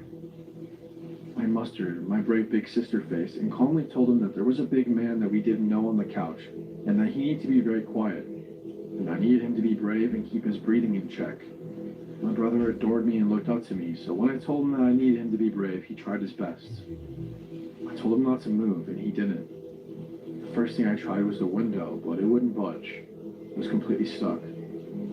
I'm making myself stay calm for my brother's sake, but I know what's sitting out there. So since the window was stuck, I decided to start looking for a weapon. My older brother lived here as well, and I know he had swords somewhere. I don't remember where he was at the time. As I'm looking for the weapon, I hear the man sing, "I know you're here." My stomach knotted up, and the hair on the back of my neck raised. I instantly got a cold sweat. And then I hear it. My little brother had started wheezing. Asthma attack.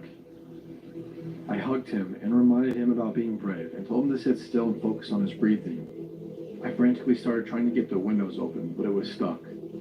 I looked around and started moving blankets when I found my older brother's cell phone that he always forgot. I remember thinking that I was lucky and I felt a bit of relief. I immediately called the police and told them what was going on. Hysterical at this point, but still remaining quiet as possible. The dispatcher told me to remain on the phone so she could hear what was happening when the man started banging on our bedroom door. It had been about 5 minutes into the phone call when this happened, and I could no longer remain calm. I lost it. I started screaming. I mean blood-curdling screaming. The kind of screaming that would send chills down your spine if you heard it. I forgot to mention that our bedroom had only one working lock, so the door was locked, but he was trying to get in and banging on it. His banging got louder and louder, and he was screaming to let him in when it completely went silent. Then he did the creepiest, most terrifying thing ever. He started laughing. "You know I could just bust down this door in about 2 seconds, right, little girl?" he said. Now he's lightly tapping on the door and asking for me to open it. His demeanor completely changed. I then heard a scraping sound at the door. What I had imagined, it was in my 12-year-old head that he was scraping the door with was his really long fingernails or something, but that wasn't the case. Not too long after, I hear the police start screaming at him to get on the ground and to put his hands up. I hear him putting up a fight, followed by more yelling and eventually silence. After a few minutes, there was a knock on my door, but at this point, I was too terrified to open it. I thought that this nightmare guy was still here, so being in my hysterical state, I started screaming, "No, please," over and over again, just sobbing and shaking. I couldn't stay brave for my little brother anymore. I was on the floor holding him this whole time, convinced that we were going to die. Eventually, I calmed myself a bit, and this time, a female officer was at the door, so I opened it. There were about 5 cops standing in the hallway, listening to me being hysterical. I refused to let go of my brother at this point, but we both ran to this officer and just collapsed sobbing hysterically. It turns out that this guy was completely wasted and high on drugs. I remember the cops walking me up to him and having me stand in front of him, asking me if I knew him, but I didn't. And I'll never forget standing in front of this huge man, looking into his brown eyes that were completely bloodshot and filled with hatred. I'll never forget that growling noise that he was making, or the look of pure horror in my little brother's eyes. My parents were called and investigated for leaving us alone like that, and the doors being like that. My mom is a different person now, doesn't drink, and is also married to a cop. She's completely changed. I remember asking her about it later on, and she told me something that I didn't know. The man had had a huge knife, so that's what he was scraping the door with. And he also had some rope, tape, and a tarp. I still don't know how he didn't get to us, or why he didn't just bust down the door to get to us. It would have taken one half-ass kick for him to kick the door down. It was that thin. It still creeps me out, and I have had nightmares from it. My husband doesn't understand why I get so furious with him when he leaves the door unlocked at night. I work third shift, so I'll come home and the door will be unlocked sometimes. It's infuriating because I then have to go through every room in the house and check the closets and the other places that a person could hide in. I have 2 kids, and they will never, ever, ever have to go through what I did. This is a current, ongoing problem. I'm young, 19, and moved states about 6 months ago, and now live with 2 roommates. Our house is built in an interesting way. The living room of the house next door to us is my bedroom. So I essentially have what used to be a kitchen, and the entire living room is my own personal space, with a wall separating me from my neighbor's house. I have 3 doors, one to get into my room from the hallway, and another that connects to the kitchen and is right next to my neighbor's other door, and the other living room door that is right next to my neighbor's front door. I'm only describing the setup because it's easier to explain how exactly my neighbor watches me and essentially stalks me through our shared wall. The issue with our neighbor, Bethany, is that she hates whoever lives in my part of the house. There's bad juju that went on between her and two previous tenants a couple years before me. Bethany is quite old and has one cat. We're not even allowed pets in the housing unit, but she's been grandfathered in. Also, has her brother over. He's a bully and a dick, and just outright dislikes all of us who live here. Bethany has another neighbor on the other side of her house, but Catherine is barely home, so I doubt she's had to go through any of what I do. Anyways, as of the last 2 months, Bethany has gotten extremely stalkerish. She doesn't follow me or my roommates, but she watches and listens. She will not start bothering me until she goes out and watches one of my roommates leave and go to their car. Which she can do because she has 2 doors to go outside. Bethany's front door is the longer route and passes her living room, which she will openly watch you from. The other is connected to her bedroom, I assume, where she'll either stand on her side of the porch or hang out her window while flipping one of us off as we pass. It's very annoying. That's all it was at first. Just petty shit. Just to show that she really didn't like us. Until she started knocking. Now my wall isn't super thin. In fact, you need to be really loud to even be heard. I was already told before moving in that Bethany was somewhat hostile towards whoever lived in my room, so I should just be wary of sounds. I have one large TV in the corner and a desk with a computer, but I rarely use them. Bethany, on the other hand, has a TV right behind where mine is, on her side of the wall. When I was home alone or getting home late, Bethany would take the time to gently knock on the door right next to mine and say in this very creepy, singing voice, "I know you're home." Or if I had an Amazon package or some type of delivery back home, she would start banging the package against my door and in her creepy singing voice say, "Come out, you have a package, you have a package," over and over. She'd do this for about a few weeks straight because I was getting gifts from my family around December when this picked up. My birthday is also in December. I was also getting packages containing school supplies, home stuff, etc. It was just chilling because she was physically waiting for me to be home. I know that the air pressure is heard and felt faintly when the very front door of our house opens, as well as the side kitchen in which I come in from. But you'd really have to be listening to know I'm coming in my room. So from December to the beginning of January, Bethany would pick up my packages from my door and just throw them at it. Not hard enough to damage them, but enough to get my attention. Sometimes she'd be really angry I wasn't answering, and others, she'd just continue being weird as hell. Our head roommate didn't deem it behavior that should get her kicked out, but she did tell our landlord, and the landlord had apparently told Bethany that she needed to quit, or next time the police were getting called, because she was disturbing our part of the property. Since then, she had limited to just screaming at us as we passed her, furiously flipping me off. Whatever. She wasn't touching my stuff anymore, because that's what mattered most to me.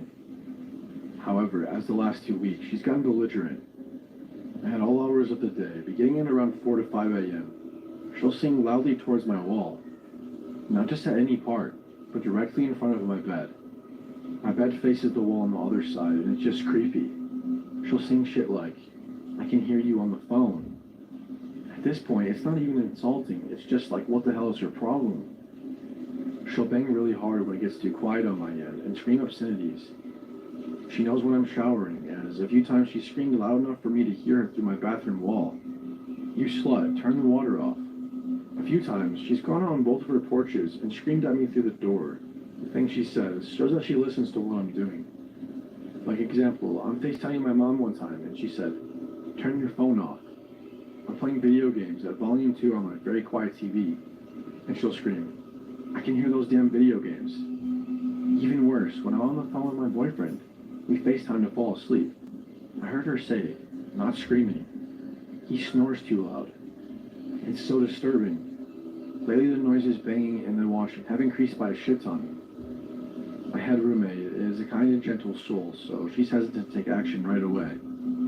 I'm pretty sure these little outbursts are going to turn into her threatening me, or even worse, trying to get in one of my doors.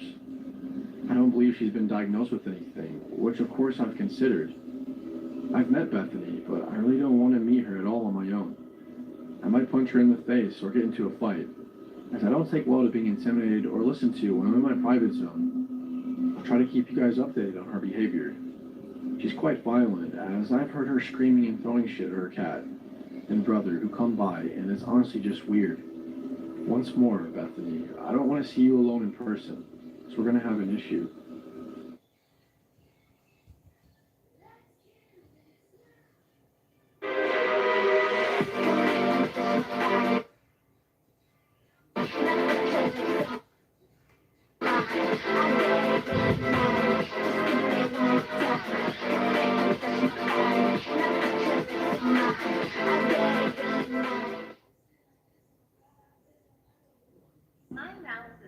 Her arms are so silky, like buttered noodles. Ew, you literally don't know this person. How do you have such smooth arms? EOS body lotion? Yum. I mean, cool. EOS body lotion. Stay smooth. Handcrafted holiday flavors are here at Wawa. Try our new caramel sugar cookie ice latte, or chocolate peppermint smoothie, or for a festive cup of holiday blend coffee. Your favorite holiday flavors are back at Wawa. Holiday sipping starts now. Gotta have a Wawa. 30%. That's how many disability claims Social Security initially approves. 90%. That's how many claims we've won for our clients. Go with the odds. Cole ruins it for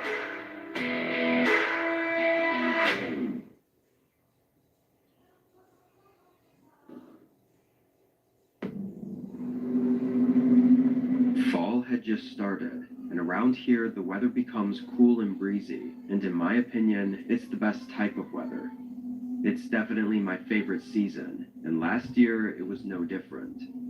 Around early October, I went out and bought some Halloween decorations before work one day, planning to set them up outside once I got home. Due to a coworker calling off, though, I had to stay late and didn't get out until 7. I drove home as quickly as I could and started getting to work. It was kind of dark out, but with my outdoor lights on, it wasn't too bad. I started with setting up the orange lights on my bushes, and as I did, some guy came around the side of my house. He startled me, just walking up without saying a word. I found it kinda rude, so I made sure to tell him off. "Hey, you're on my property. Can you leave?" The guy looked at me with a straight face and said, "Sure thing," and started wandering down to the road. He looked 40, with short brown hair, and the way he was acting was almost like he was homeless or something. He had no care in the world and seemed to have no direction. I continued with setting up the lights, but I couldn't help but notice that the man never really left. He was on the other side of the road, wandering around, and several times I even caught him looking over at me. It was really creepy, and I ended up just going inside after finishing the lights. I had no idea who this guy was, or what he was doing by my house. I tried to tell myself it was just some harmless homeless man with no sense of boundaries, and went on with my night. I made dinner and went up to my room to watch some TV in bed. As I was upstairs, I heard something below me. It sounded like something slowly sliding on the ground. I paused the TV, but I couldn't hear it anymore. On any normal day, I probably wouldn't even check it out, but having seen that guy earlier, I just had a weird feeling, so I got up and walked downstairs. Strangely, I noticed right away that all the lights were off, which I could have sworn I didn't turn off yet. I walked a little further and into the hallway, flicking on the overhead light, then stopping to listen again. It was still quiet, however, there was a low ambient noise. It was wind howling through the rooms. I moved up to the back of the house, where I could now see the sliding back door was wide open.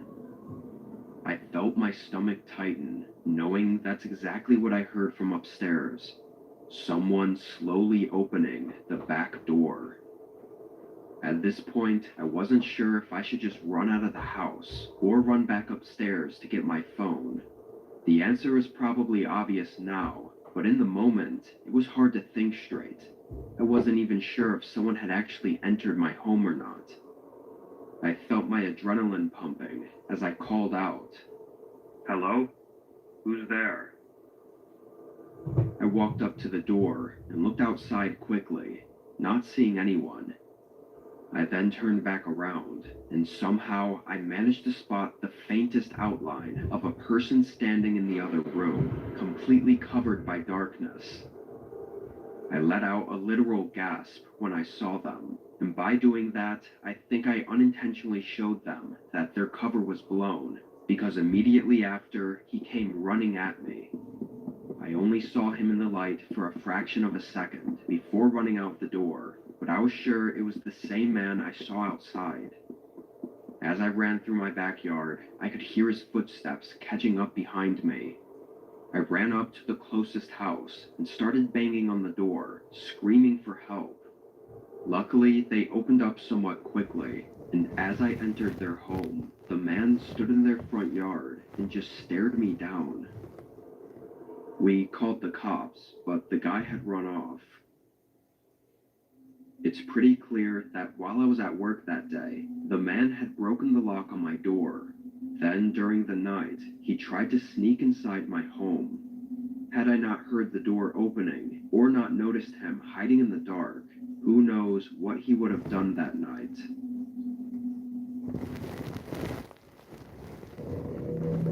My family owns a huge plot of land full of trees, and on the edge of the property, they built a cabin. Compared to the main house, it feels a lot more closed off in the woods. This year, I took a trip up there around the end of October to see my parents and siblings.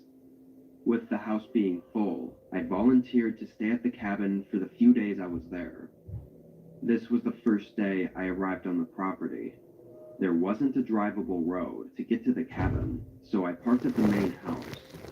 All I had was a light backpack with my stuff, and I was only really planning on sleeping at the cabin, so I didn't bother making a trip there just to drop my bag off. Around 5, we had what I guess was a small party, as it was the first time in a while that all of us were together. We had some food and drinks, and shared updates on our lives. It was a good time, but it definitely wore out my energy after a few hours. I told them I was going to head out to the cabin for the night and get ready for bed, so I threw my backpack on and left through the back door. The trail to get there was very thin. It was about a 10-minute walk. I hadn't even thought about the dark, though. There were no lights or anything along the trail, so I had to put on my phone light just to see where I was stepping. A little ways down, I randomly heard a stick snap behind me. I turned and looked at the path, but my phone light was awful and barely lit up anything. I figured it was nothing and kept walking. Only a couple seconds later, though, I heard it again. It was like as soon as I started walking, something behind me started walking too, like I was being followed. "Who's out there?" "Alex, I know it's you. Not funny, bro." I called out, hoping it was just my brother being annoying. I knew if it was him, though, he would have been cracking up by now. I felt really uneasy, as the suspense of not being able to see anything really started getting to me. I kept walking, moving faster now. I heard leaves crunch several times as I continued making my way to the cabin, though I didn't turn around, knowing I wouldn't see anything anyway. I hoped it was just my mind playing tricks on me. Maybe I drank a little too much. Whatever it was, I didn't want to be out in the woods any longer, so I hurried and finally made it to the cabin. I unlocked the door and got in, locking it behind me. After tossing my bag on the floor, I rubbed my face out of stress of whatever I just experienced. And just then, a subtle sound came from the other side of the door. It was someone turning the knob and trying to open it, and right after they figured out it was locked, they banged on it. Not just knocks, like full-on hitting the door. I almost fell over just from the jump scare of it. They kept banging on the door though, and with nothing else to do, I walked up and looked out the thin window on the side of the door to see who it was. When I did, I saw a man wearing a dark jacket and heavy boots that I'd never seen before in my life. I only looked for a moment before his eyes shot over at me. They were full of rage, and he immediately followed up by pounding on the window. Then, out of nowhere, a voice yelled from the woods. The man paused, then sprinted in the opposite direction. About 30 seconds later, I checked out the window and saw my brother Alex running up to the cabin. I guess he happened to see the guy come up behind me as I started walking to the cabin, and after asking my parents if they knew him, he immediately came running for me. To this day, we've never seen him again, and don't know what he was doing out in the woods on our property, or why he was stalking me. That night still scares the hell out of me to think about, though.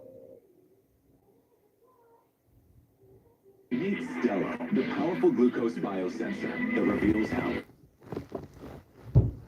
food, exercise, and even sleep affect your glucose. Now, tracking your glucose is as easy as tracking the weather.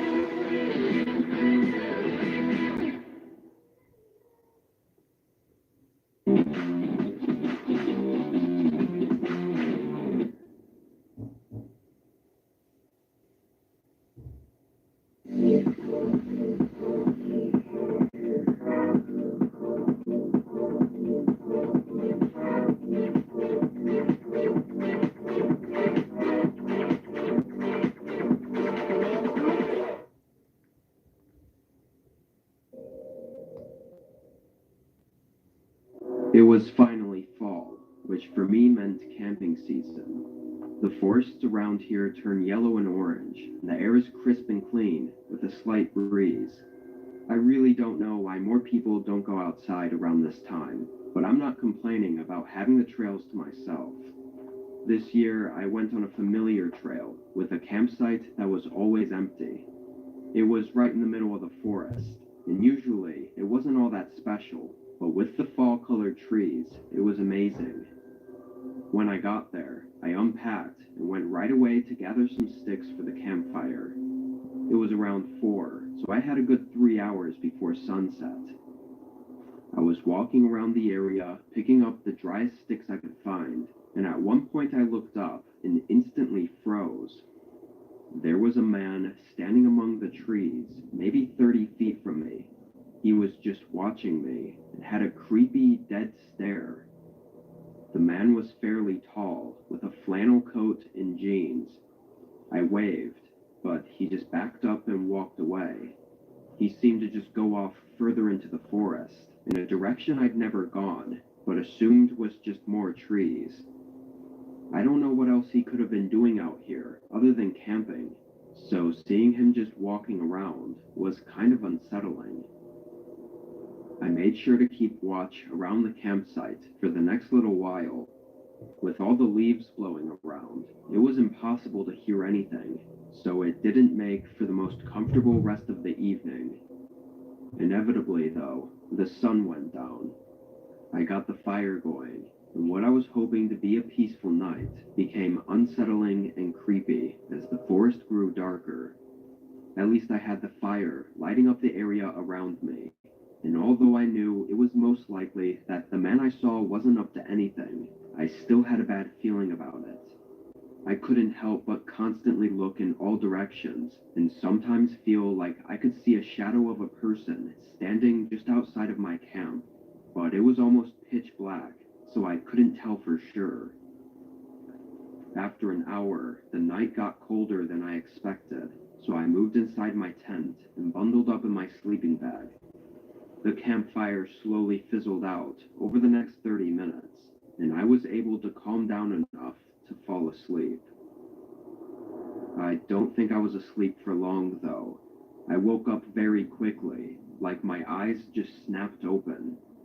I stayed laying down for a second, not sure if I'd woken up to something, or if I just happened to wake up. All I I could hear were the leaves blowing into the side of my tent and the trees calmly swaying around me. But then it was like my hearing just suddenly picked up on the very specific pattern of leaves crunching one after the other. Someone was walking around outside my tent. I sat up and felt the horror set in as I started to panic in my head. All I could think about was how vulnerable I was, sitting inside this tent with no way to see what was going on or defend myself. So I did what I felt like was my only option. I quickly grabbed my bag, unzipped the tent, and ran out.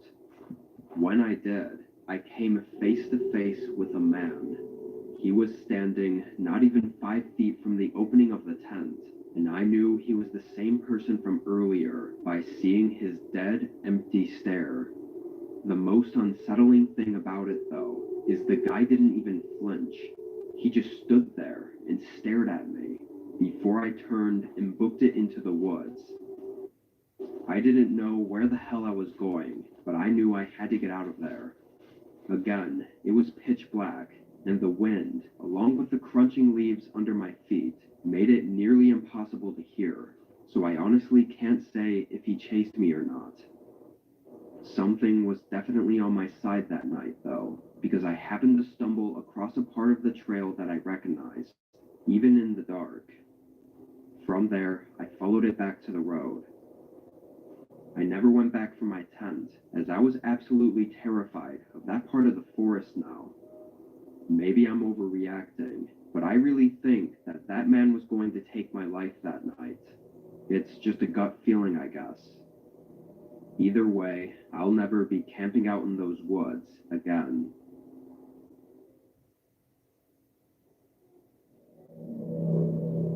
This was in 2016. My parents had just moved to the West Coast, and I was on my way driving there to visit them. A lot of the way there is pretty empty, with only a few gas stations spread out down the long highway. At some point during my second night of driving, my check engine light came on in my car.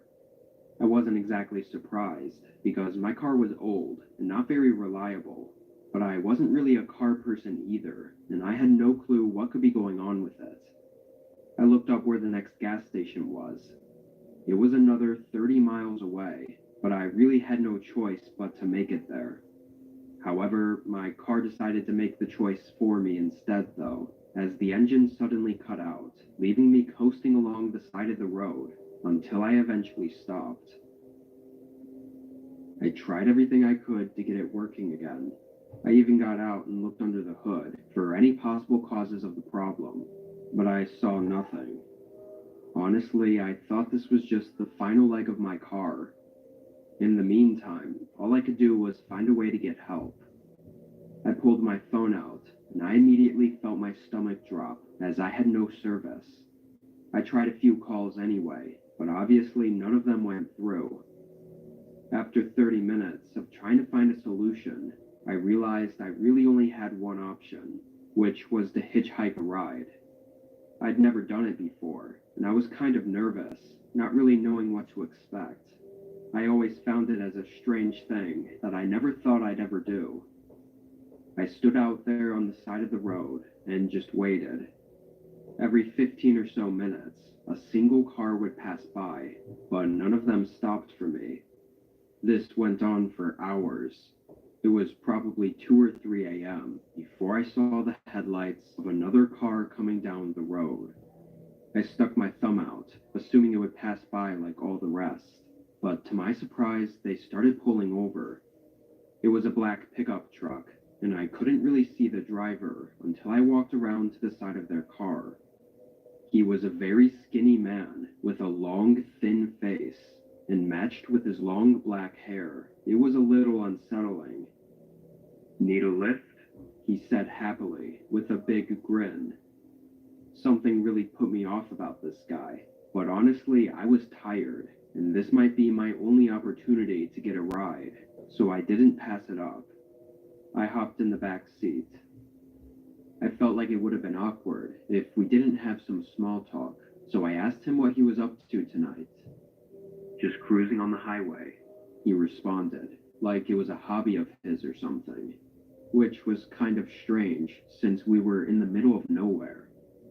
I was surprised he didn't ask me what I was up to or why I needed a ride, but I tried to think of another question just to keep the conversation going. The man interrupted my train of thought, though, when he looked at me for a few seconds in the mirror. "You don't have any weapons on you, right? Just making sure I'm safe," he said, with again that odd smile of his. I said no, thinking it was a strange question to bluntly ask, but maybe he really was just trying to watch out for himself. I don't know, but after that I stopped talking. 10 more minutes went by as I just stared out the window before the man made a sudden turn off the highway and onto a dirt road. I immediately sat up and looked around, realizing this was definitely not right. "Where are we going?" He shot a quick look at me, then continued to drive without answering. I asked him again, more loudly, as the fear was building up. "Where are you taking me?" At this point, I knew that no matter what, the next time this car stops, I was going to bolt, so I got ready with my hand on the door. As he drove down this beaten dirt road, suddenly a small farmhouse appeared in the dim lights. Its front door was wide open, and the whole place looked like it was decaying and falling in on itself. Once we got up closer, he suddenly slammed on the brakes. I jolted forward into the seat, and the man instantly swung his door open and ran around to the side door. I swung mine open as well and sprinted out, heading right for the tree line. The man ran around the car and came running up behind me, but once we were in the woods, it was so dark that I could only hear his footsteps and could no longer see him, even though he was just 10 or 15 feet behind me. I took a sharp turn, getting behind a tree and holding my breath. His footsteps came right up past me and continued further into the woods. A whole minute passed before I heard his creepy voice call out for me. Over and over, he'd repeat the same lines in the same tone of voice. "Come on, let's go back. I'll give you a ride. I wasn't trying to scare you." It was extremely disturbing. Even worse, I never heard his footsteps go back toward the car, so I had no idea where he was, or if he was lurking in the dark somewhere nearby. I knew I had to leave, though, so I started quietly walking in the direction of the main road, or at least what I thought was that direction. I really couldn't see anything, but once I was deeper in the woods, I pulled my phone out and turned the brightness on low. Somehow, I happened to have service now. I almost wanted to cry from the relief. I dialed 911 and had them track the call so they knew where I was. Thankfully, I made it back to the main road and met 2 officers there. By that time, the man and the car were somehow gone. I don't know how he managed to get out of there without being seen. As for the farmhouse, it was just what it looked like. Some old, abandoned place, which makes it even stranger that the man knew exactly where it was and turned into it on purpose. I have no idea what he was going to do. I'm just glad I didn't have to find out.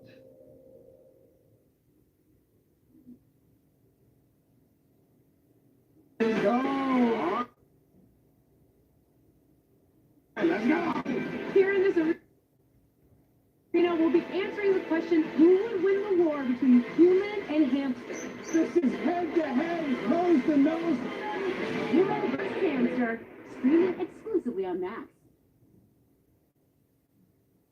In just 2 months this year, Big Pharma hiked prices on nearly 1,000 brand-name drugs, outpacing inflation. Big Pharma sets the price, and the price is the problem. Hold Big Pharma accountable. Ask Coleman Blumenthal. I grew up in the Caribbean. After that, I have been making the effort to affect change. Ithaca is a wonderful place for family. It's a safe space that you're able to engage with like-minded people and find your path.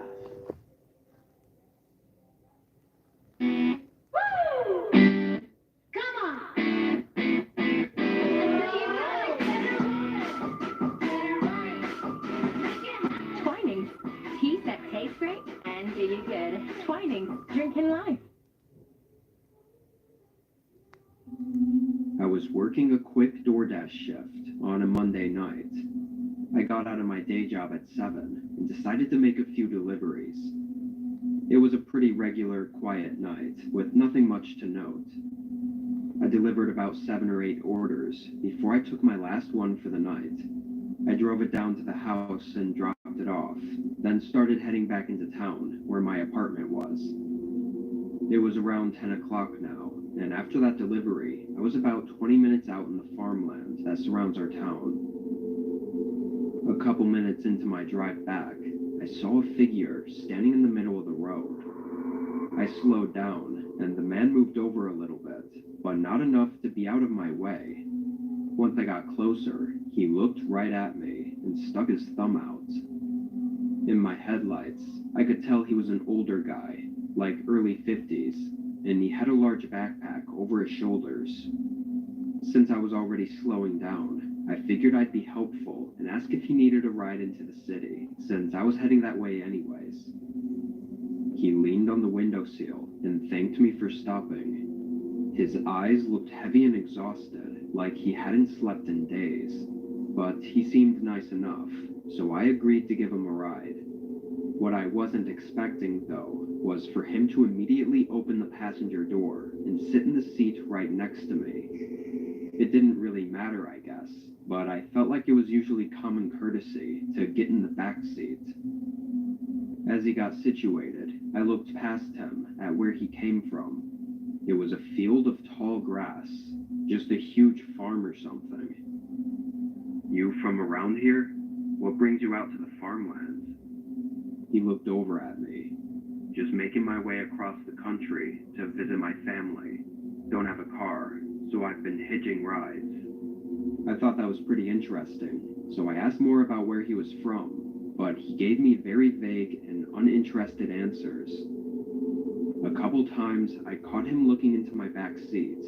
Not just quick glances, though, like he was running his eyes through the whole back seat and looking for something.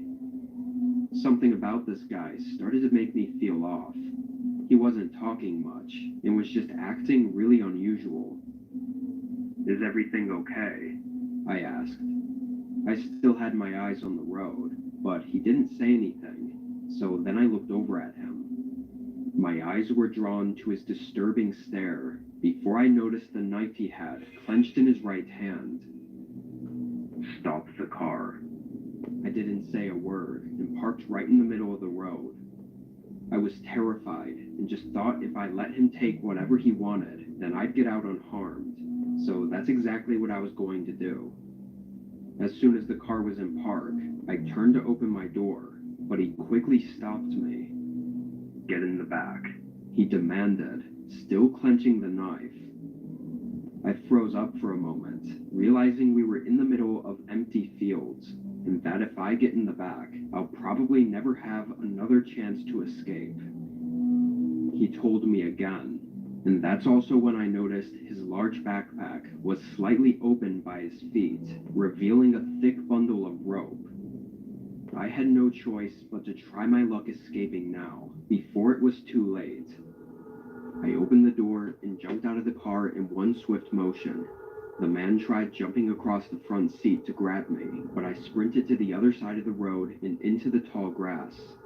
I kept on running through the field until I felt like he couldn't find me. Then I stood still and waited. He yelled a few times from the road, but then it went quiet. All I could hear was the wind blowing the grass around. I stood still and motionless for a good 15 minutes before I slowly made my way back toward the road. I looked through the grass and could see my headlights still beaming onto the pavement and the driver door still open. The man was nowhere to be seen. After scoping it out for another minute, I sprinted up and grabbed my phone, then ran back into the grass and called 911. I didn't know if he was still hiding somewhere, waiting for me, so I didn't risk staying up there. Eventually, the police showed up, though. I couldn't believe the man didn't drive away in my car. He must have just grabbed his backpack and run off into the other field, or maybe even tried chasing me through the grass and just didn't find me. Either way, it clearly showed that his intentions were not to just rob me of my belongings, which makes the scenario 100 times more disturbing. I gave the police a description of the man, but there still haven't been any sightings. When I was 20 years old, I worked the night shift at Walmart when it was still open 24 hours. The majority of it was stocking shelves rather than dealing with customers. Not many other employees were needed to work nights either. Of course, the occasions when I did have to deal with people were some of the weirdest encounters of my life. One night, I was putting toys up on the shelves in the boys section when a man appeared at the end of the aisle. I looked over and saw he was smiling. He was a larger man, over 6 feet tall and muscular. He was also rough-looking and had a lot of tattoos, making it seem obvious he had spent a long time doing hard manual labor or hard time in prison, or more likely both. Either way, with me being on the shorter side and not being athletic, this guy dwarfed me. After we made eye contact, he commented on the toy box I was holding in my hand that I had meant to put on the shelf. It was a G.I. Joe action figure. The man said I would look cute playing with that doll. Taken aback, I asked him to repeat himself. The man laughed it off and moved on, but what he said next wasn't any better. He asked me where the lube was. I sighed and told him it was all the way on the other side of the store, near the pharmacy, by the condoms, which were next to the medicines. Unfortunately, I also had to tell him that the shelf with all the family planning type things was locked up, so I had to go with him and unlock it. Not only did I have to stop what I was doing for this guy, I also had to walk with him for several hundred feet. He, on the other hand, was pleased. I tried to walk as quickly as possible, but he intentionally lagged behind so he could get more time to talk to me. It was normal small talk at first, but then he started asking increasingly personal questions about me. It started out with asking where I went to school, how long I'd been working at Walmart, and by the time we finally got to the aisle and I opened up the shelf for him, he was asking if I ever had a girlfriend. When I said no, he asked me if that was because it wasn't girls that I was into. I was speechless. The man reached into the shelf and took out the bottle of lube, then grabbed my wrist and pulled my arm up, placing the lube in my hand. Then, he told me that this kind of lube was the best for beginners because it had a numbing agent. I recoiled in shock, shoving the bottle at him and slamming the shelf closed. I told him off for being a creep and threatened to have him kicked out of the store, then I stormed back to the toy aisle so I could get back to work. He didn't follow me, but I made quick work of clearing the cart so I could go into the back of the store. I hid there for as long as I could get away with, then I went back out and unloaded another cart. I didn't see anyone out there the whole time. I figured the creep had left.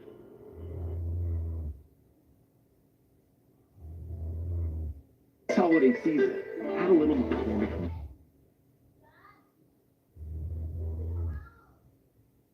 magic, so that everything you do to create something special turns into more moments that everyone will remember, making the holidays memorable for over 135 years. McCormick.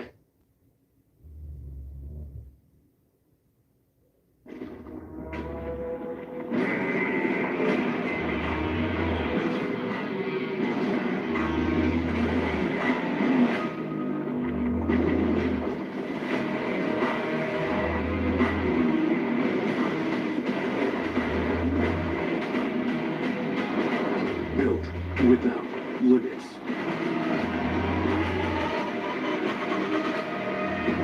Dynapro. Hankook Tire. I entered the second stall, closed the door, and sat down on the toilet.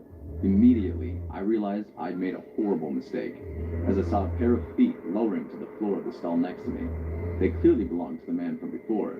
It was as if he had been hiding and waiting for me.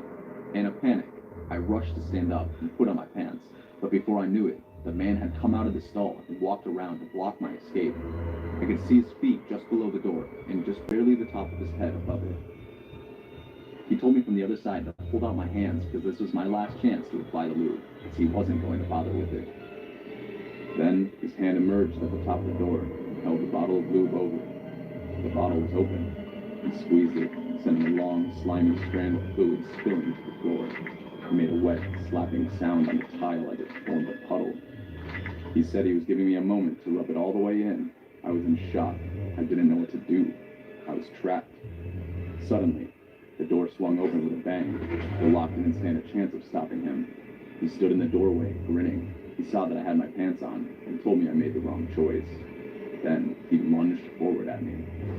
He pinned me against the wall and grabbed me by my throat and started to squeeze, strangling me. The blood flow to my brain was cut off. Despite my attempts to hit his face and groin and try to break free, everything started to go black. I couldn't even scream. I was on the verge of passing out. A moment before it was over, I felt my neck get released and my body fell to the floor.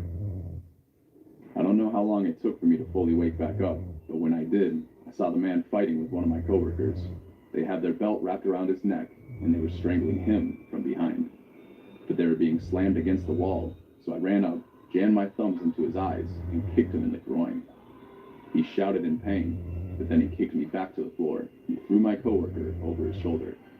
They landed on me as the man ran off. We were too hurt to follow. We weren't seriously injured, but the man got away.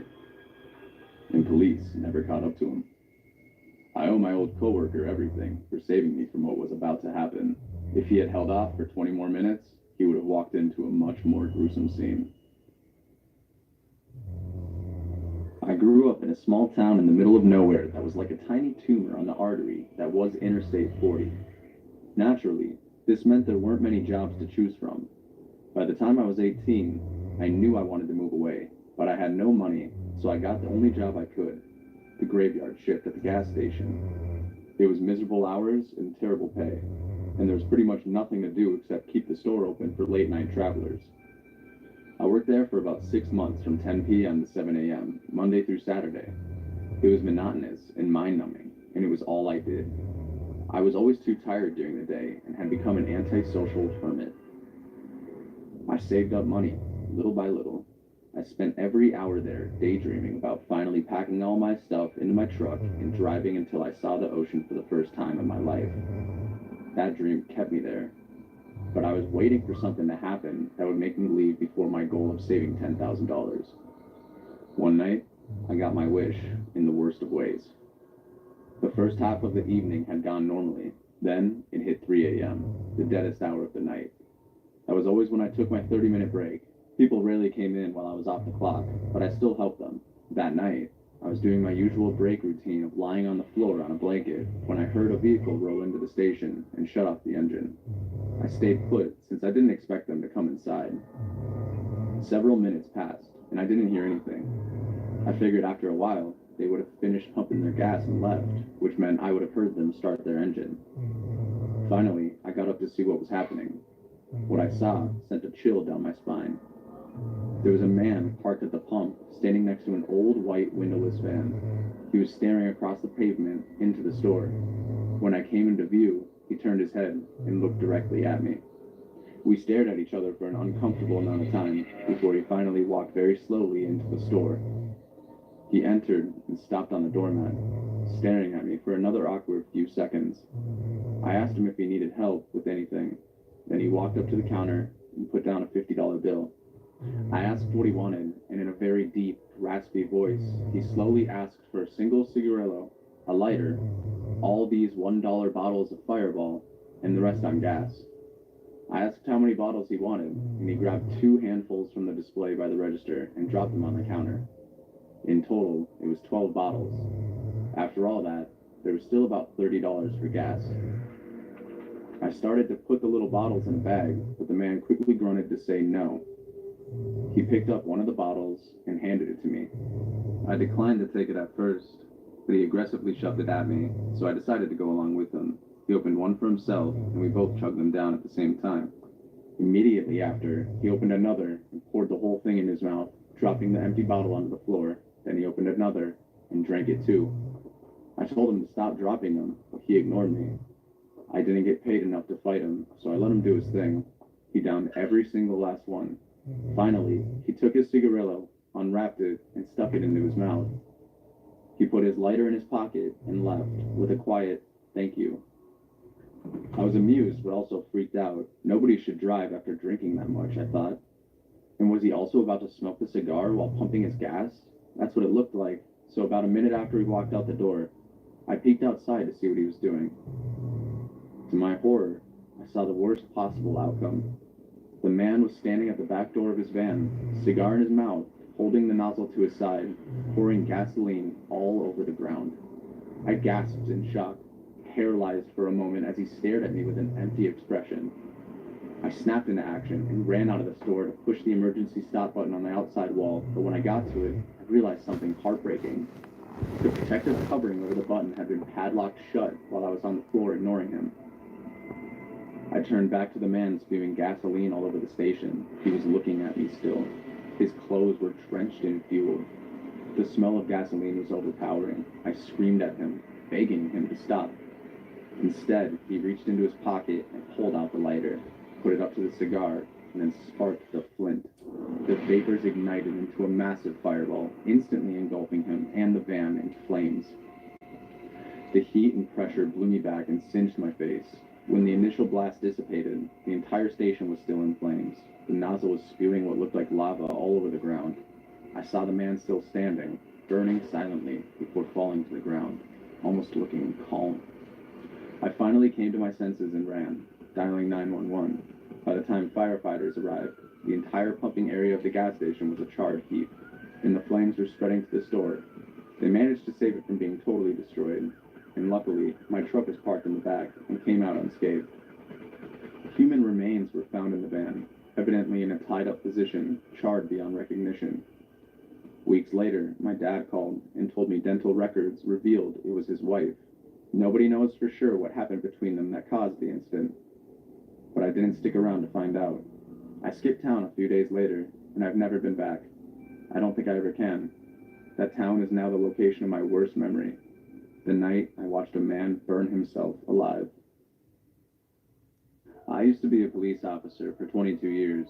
I retired due to a back injury, and now I'm in law school. My fellow students are often curious about my experience on the force. One thing they ask about is the scariest thing I went through on the job, and I always have the same answer. It was my first year as an officer. Back then, I was stuck on the graveyard shift. I had a partner, Kurt, who had a little more experience. We had a set neighborhood to patrol. We would drive up and down the blocks for about an hour. Then we would park and shut off the engine for a little while before getting back on the street. When there was a call, we answered it. When there was a drunk driver, we pulled them over. Sometimes stuff just happened right in front of us, and this was one of those times. Kurt and I were rolling down one of the more dangerous streets in the neighborhood when a woman came running out of an alleyway, screaming for help. She was waving her hands in the air, wearing dirty clothes, and had thin, greasy hair, so it seemed like she was living in that alley. Kurt parked the car up on the curb, and I got out to help the woman. She was completely hysterical, sobbing incoherently. By the time I calmed her down and asked what was wrong, Kurt was with us. She pointed back to the alleyway and screamed that her boyfriend was dying. She said it over and over. He's dying, he's dying, he's dying. But she never said what he was dying from. She began at that moment to topple over onto me, hanging from my shoulders and still sobbing and screaming. Kurt told me to stay put with her while he checked out the alley. Then he walked off into the shadows, while I was stuck with a wailing wreck of a woman. She was totally inconsolable. I tried to calm her down, but she was grabbing at my clothes, begging me to save her boyfriend. I kept pushing her away, telling her to stay put. But she kept getting in my personal space, putting me on edge and wearing my patience thin. I was over it quite quickly, so I hollered over to Kurt. I was hoping for him to give any reason for me to ditch the woman that was climbing all over me. Instead, I heard nothing. No response. I shouted again, even louder, but still had no word from Kurt. I knew something was wrong, so I had to make my way over to the alleyway. However, when I looked down at the woman at my chest, I noticed that suddenly she was very calm. Then I saw her arm at my side, trying to unholster my service weapon. I shoved her away as hard as I could, but she pulled out a knife and came running right back at me. I acted on my reflexes and quickly unholstered my weapon, firing it 3 times. The woman collapsed at my feet. I stepped back, afraid she might try to cut my ankles. She was silent for a moment before she groaned in pain, gasped for air, and reached for her wounds, then passed out. I knew she would most likely die before the ambulance arrived, and I couldn't help her as I had to help Kurt, but I called in for backup and medical. Just after finishing my sentence to dispatch, The initial reflexive surge of numbness went away, and a wave of dread washed over me, chilling my blood to ice. I was alone. I had just killed a woman, and my partner was in dire need of help. If there was any hope of saving him, if he was even still alive, I had to enter that alley and confront the other perpetrator, or perpetrators, however many of them there were. I could wait for backup, but those few minutes might be the difference between Kurt living or dying.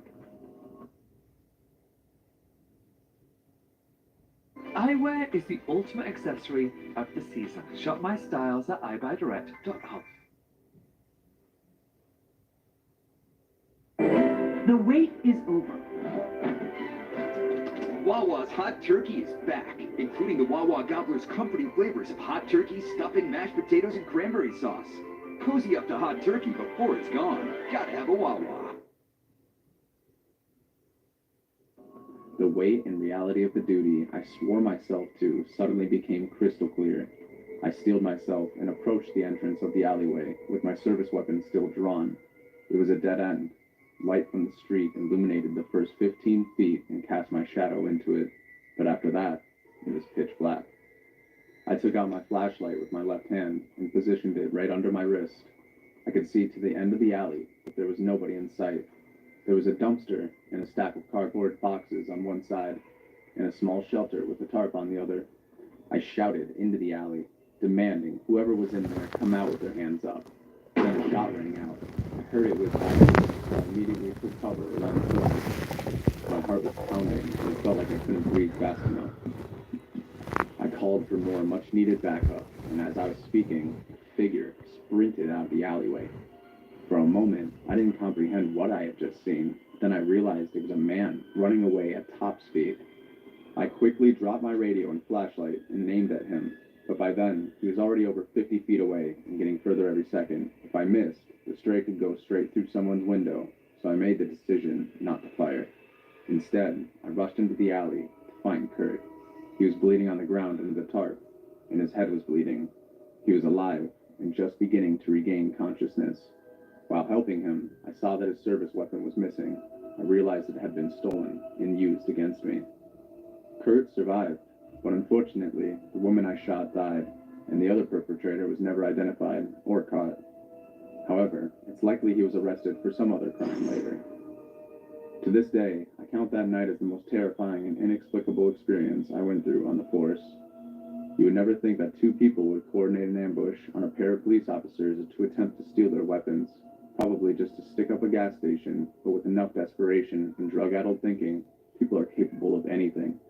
I only hope that man didn't end up hurting anybody else, but I know it's a fool's hope. Under the Texas blazing sun, Hawaiian Falls Water Park buzzed with laughter and energy. Family and friends flocked to the slides, eager to escape the heat and enjoy the many rides it had to offer. My brother and I were enjoying the tidal waves when he pointed at another ride named Aquatube, located at the left corner of the water park. Look, Larry, I bet that'll be way more fun. What do you say, want to try? His shiny teeth flashed into a smile, and I knew we were going to try that ride. It's impossible to turn my brother around when he has his mind set on something. Ain't that too high, Bob? Oh, are you a chicken?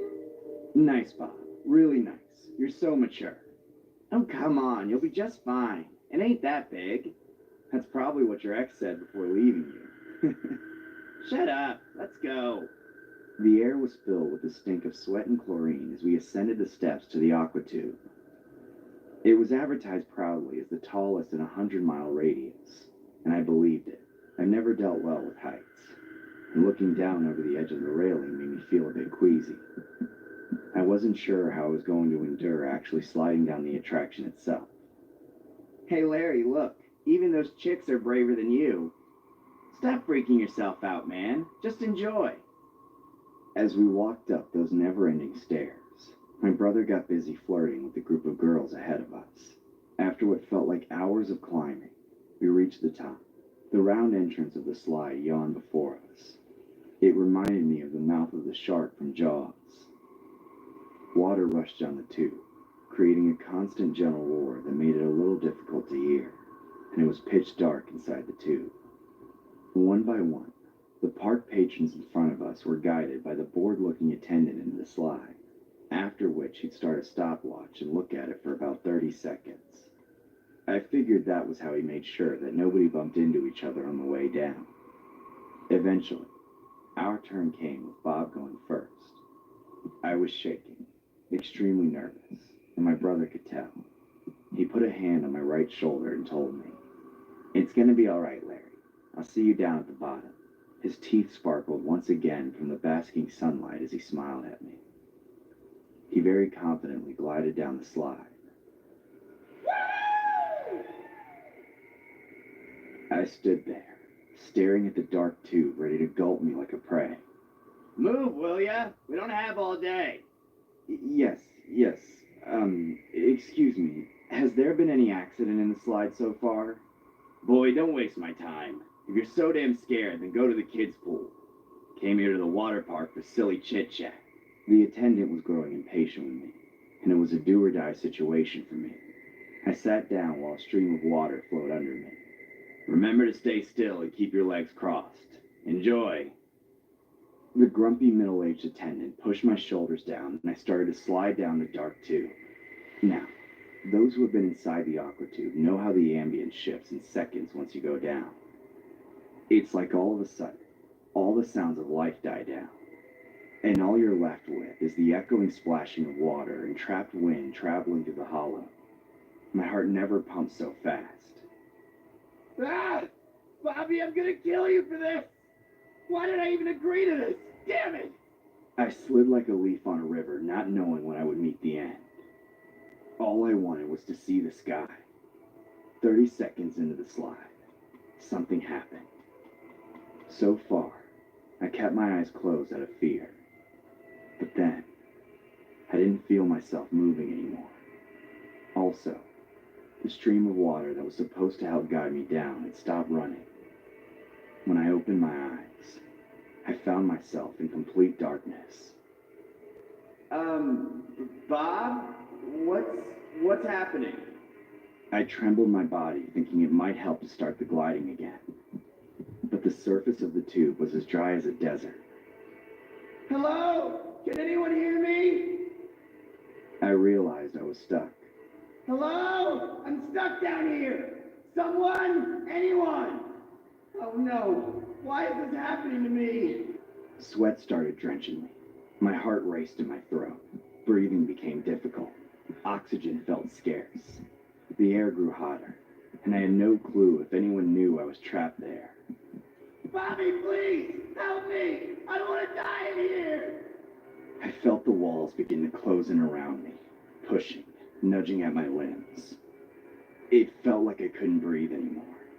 Everything was closing in fast. No, I can't give up. I have to try to crawl down. I began to move my legs, dragging my body downward. It wasn't easy. Without water, I risked falling hard on the landing. Darkness obscured the tube structure. I couldn't see far ahead. But then suddenly, water started to flow again. Oh, thank God. My brother probably went to the attendant when he didn't see me coming out of the slide. They must have realized their mistake. As I started to slide, a loud noise and vibrations approached me. Before I could figure out what it was, something hit me hard, and my vision blurred. Larry, wake up, bud. My brother's voice pulled me out of the unconscious state, and I felt excruciating pain on my back and shoulders. What happened to me? Are you crazy, dude? I could have killed you. I saw a heavy-set guy standing in his swim trunks looking down at me with a panic-stricken face. I realized there was a small crowd of people surrounding me. Everyone was shocked, and so was I. Larry, what happened in there? When you didn't come out for 5 minutes, I got worried and went back to the top, but the attendant said... I got stuck. The water stopped running, and I almost died in there. Big Pharma's innovation tap dance has the industry tripping over its own rhetoric. The truth is, High prices don't mean more innovation. Don't let Big Pharma tap dance around the facts. Pass Gordon Blumenthal. Soft drinks are just a buck at Wendy's. Any size, any time. 3 p.m. Dollar Fanta, 10 p.m. Sprite, 7:46 a.m. Coke. You're so free. Dollar soft drinks, any size, gotta be Wendy's.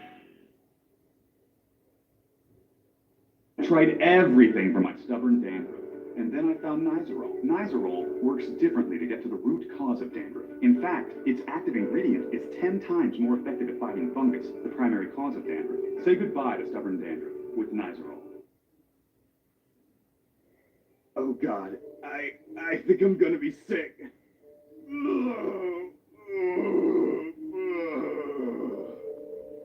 Later, I found out that while I was stuck inside the tube, the water came back on. A heavy-set guy came down the slide, crashing into me and forcing me out, landing on top of me in the plunge pool. It turns out the attendant hadn't checked to see if I had exited the slide.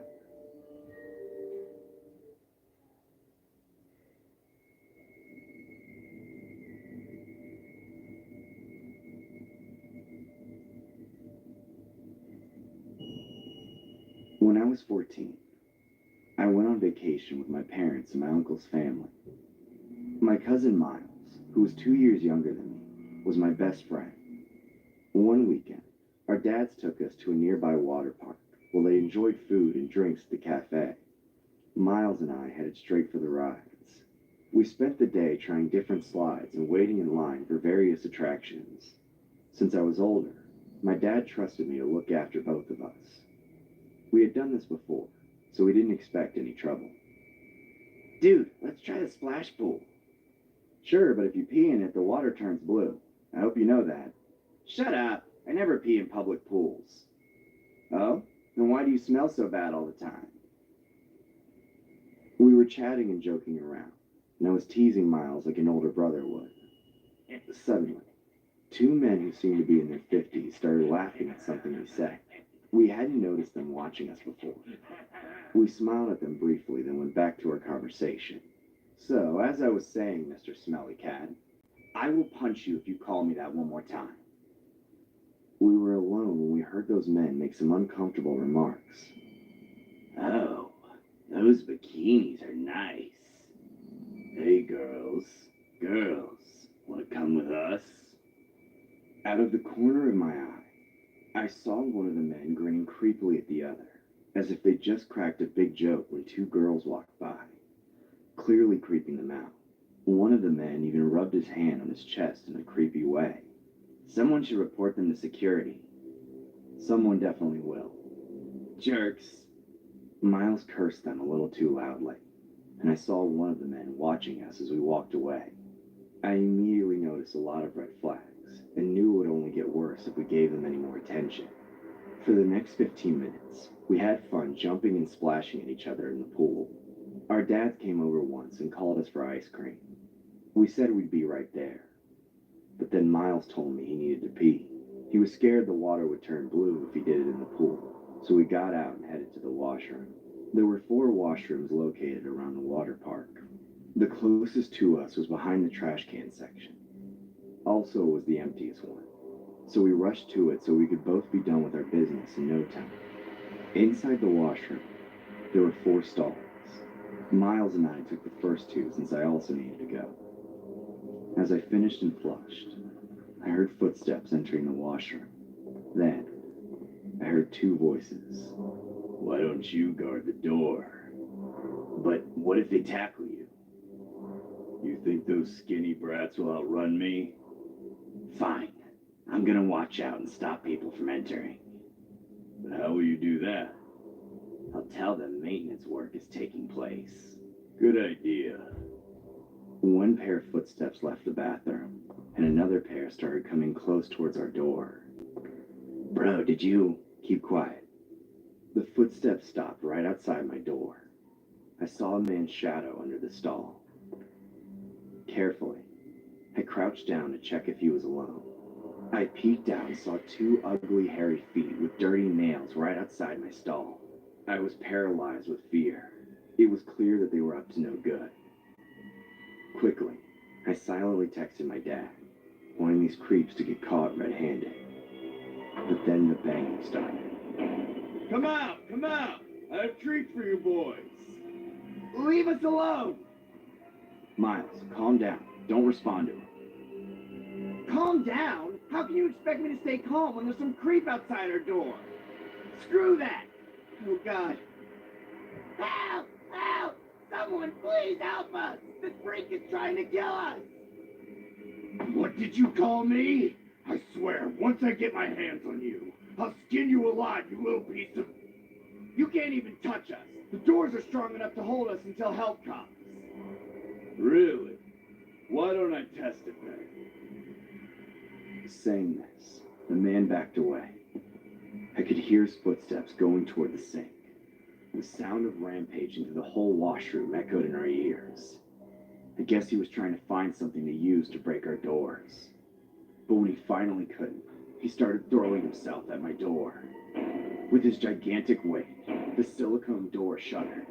There was chaos inside the washroom, like a storm brewing. Miles kept screaming, but I knew our dads would arrive any minute. I didn't mention it to the man because I wanted him to face the consequences. He went for the fourth strike when I heard my uncle and dad burst into the washroom. Miles, Gerald, come out. Security, this is the other guy. Get these morons out here and make sure you report them to the cops. I emerged from the washroom to find Miles had fainted from panic inside his stall. The security team dragged those two men out of the water park, and then the local police escorted them away. My dad and I went to the police station. I explained how these men had been harassing young girls in the park and became aggressive when we confronted them.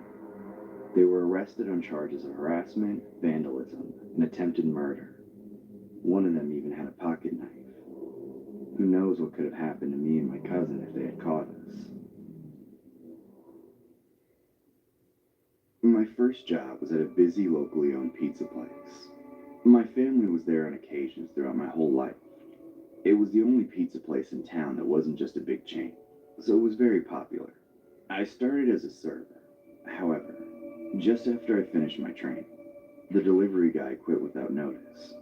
I was there on the day it happened. He walked half an hour late from a delivery, looking like he had just seen a ghost. He was shaking and sweating profusely, and there was a noticeable limp in his step that he didn't have earlier. I asked him if he was all right, but he ignored me, limping into the owner's office. He was in there for just a minute or two. Then he came out and left the restaurant without saying a word. That was the last time I or anyone I know saw him as far as I'm aware. He basically got in his car and skipped town. Soon after, the owner came out of the office and told me I was the new delivery boy until he hired a new one. Coming right off seeing how the last guy looked, I was nervous about it. But I couldn't exactly refuse if I wanted to keep working there. I also had the problem of not really knowing the roads very well, as I had just recently started driving. All I had to navigate was a paper map, which had a big red circle on it indicating the delivery area. The first few days weren't as bad as I expected them to be. I only got lost once or twice. Then my coworker gave me my next delivery address, and when I found it on the map, it was at the very edge of the red circle. It took me 20 minutes to drive there, and by then, it was dark out. When I arrived at the address, I got very confused. I was out in a sparsely populated area where most of the homes were trailers, but the house I was going to was large and old, set back quite a ways from the road. It had a dirt driveway that was poorly maintained, which led up to an equally shabby house. I couldn't see any indications that anyone actually lived there, but I drove up to it anyway. I knocked on the door, honestly hoping nobody would answer. But somebody did, and I was quite surprised by them. It was a beautiful woman, about 20 years old, wearing some pretty skimpy clothes. The only thing about her that kept her from looking totally out of place in that house was that she also looked a bit rough around the edges, like she wasn't maintaining the best hygiene in there. Of course, I didn't care about that. I had every intention of asking for her phone number after she paid for the pizza. I didn't handle the interaction very well, though, and I stumbled through asking if she had ordered it. She smirked and looked me up and down. Then she asked if I was nervous. I admitted that I was. But I kept going with the transaction and tried handing her the pizza, prompting her to go look for some cash. She dug through the tiny pockets on her short shorts, checked in her waistband and her bra, and even bent over to check in her boots, giving me an eyeful that seemed very purposeful. The next moment was like something out of a cheesy, dirty movie. She said to me that she must have misplaced her cash, but I was welcome to come in and quote-unquote help her find it. My blood pressure shot through the roof. I knew there was no possible way that I, as a teenage guy, could resist the temptation of what she was implying. She leaned up against the door frame, sticking out her hips, letting the door open wide. The look on her face had a chokehold on it. But then I saw something that gave me some sense. The moon must have come out from behind a cloud. As the slightest ray of light came over my shoulder and shined inside the house, it illuminated the hulking silhouette of a large, muscular man. And then the eyes shimmered, almost like the eyes of a cat under a flashlight. Powerful second thoughts came over me, and the woman at the door must have noticed something, because she suddenly dropped the act and grabbed me. I dropped the pizza on the floor as I fought to get her hands off my arms, and I could hear the stomping of the man inside rushing to help her. At the last second, I ripped her hands away and started sprinting back to my car. The man inside came out and ran after me, but I was able to get in and drive away before I got caught. I drove right back to the restaurant, and when I burst through the doors in a panic, my coworkers all looked at me and must have collectively thought, "Oh, not again." I told my boss what happened, and he thanked me for giving him an explanation unlike the last guy. He called the police on the address, and later on I heard that the woman and her accomplice were arrested. However, the cops weren't very sympathetic to my story, so they only got charged with trespassing. Unfortunately, those charges were dropped as the house actually belonged to the girl's grandmother, who had recently died, so the property hadn't technically traded hands yet. I was left wondering what they were planning on doing to me, if they were just going to rob me or if they had more sinister intentions. I have to think about the previous delivery driver, and the fact that the people inside the house were probably the reason he quit and ran away, based on the limp and the lifeless eyes. I think something really awful happened to him after he got lured inside by that woman. At that time, in that town, that kind of stuff didn't get talked about, so I think he was just too ashamed to report it. I'm just glad I was able to overcome the temptation and didn't fall into the same trap. Every day, having your way.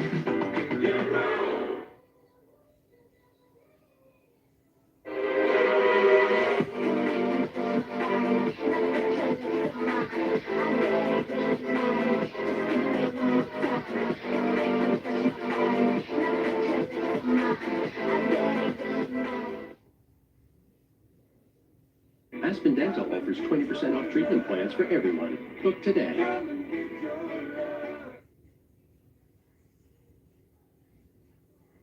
I was a pizza delivery driver during my sophomore year of college. I'll never forget my worst day on the job. The whole town was overrun for the first home game of the season against our big rival. I was bummed out when I realized I was scheduled that evening. What's worse, I found out that when the football games come to town and all the roads jam up, my boss knew the deliveries would never arrive on time by car, so he made us ride bicycles. On the one hand, I was saving money on gas, as well as getting some exercise and bypassing all the traffic by riding on the sidewalk. On the other hand, it was horribly hot and humid, so I was sweating like a pig. Plus, there was a huge spike in the number of deliveries I had to make. By the second hour of my shift, my clothes were soaked with sweat, and as the game got more intense, people started tipping less and shooing me off quicker, so it really sucked. By the last hour of my shift, I was absolutely done. I never wanted to ride a bike again. Thankfully, the game was over, so it was less busy. Then, I got my last delivery of my shift. I pushed off one last time, heaving myself along with my last bit of stamina. I was huffing and puffing by the time I got to the address, and ready to get the whole thing over with. However, I noticed how odd the house was. It was in a neighborhood I was aware of a lot of students living in, so since all the houses were rentals, they were all fairly well kept. But this house was in visible disrepair. The man inside was also odd. After I rang the bell, and he made me wait in the warm, swampy air for almost 2 minutes. He finally slowly opened the door. He was a small, hunchback old man who looked quite out of it. He looked at me and smiled, saying, "Oh, look, a visitor. My nephew loves visitors." I explained to him that I was delivering a pizza, and he looked confused. After a moment, he rolled his eyes and excused himself for being old and doddering, saying his nephew must have ordered it. Then he walked away, telling me to come in and get out of the weather. Normally I never would have, but I was sick of being out in the heat, and this guy looked harmless, so I stepped in. The man waved his hand at me to follow him, saying his nephew was downstairs in the basement. I said I would rather they pay me at the door, but the old man shook his head and said he didn't have any money, and his nephew wanted me to go to him. Wanting to get the night over with, I met the old man at the entrance of the basement. He pulled a chain, turning on a dim orange light that lit up the stairs and the first few feet of the basement floor. I saw a coffee table, and that's where the old man told me to put the pizza. I also noticed a wad of cash on the table, which looked like it was more than enough. So in a desperate bid for a well-deserved tip, I took the risk and cautiously descended the stairs. When I got to the bottom, I couldn't see anything else but the table right in front of me. So I carefully set the pizza down and grabbed the wad of cash, stuffing it into my back pocket without bothering to count. And then, I turned to go back upstairs. And that's when the old man at the top called out to me saying, "You two kids have fun down there." Then, he slammed the door. I panicked and grabbed my phone, trying to shine a light. But just as I turned on the screen, a large hand grabbed my wrist. Then, a deep voice whispered to me, "Don't." I froze in terror and complied. A few seconds later, the hand released me, and then I heard feet shuffling behind me. I thought I was about to die, but then the same voice said to me, "If you turn around, I will kill you." I whimpered, "Okay." And then a flashlight clicked on from behind me, illuminating the stairway. I heard the voice tell me to go, so I forced every fiber of my being not to turn around and quickly made my way up the stairs, trembling. The moment I put my hand on the doorknob, the light turned on. I rushed out to the other side of the door and shut it without glancing back. I looked around the foyer, but I saw no sign of the old man. I didn't care about finding him, so I ran out the door. Then I got on my bike and pedaled back to the shop as quickly as I could. I tried to hide my adrenaline and exhaustion to my boss, which mostly worked. He let me off early without having to close since I had been working so hard all day.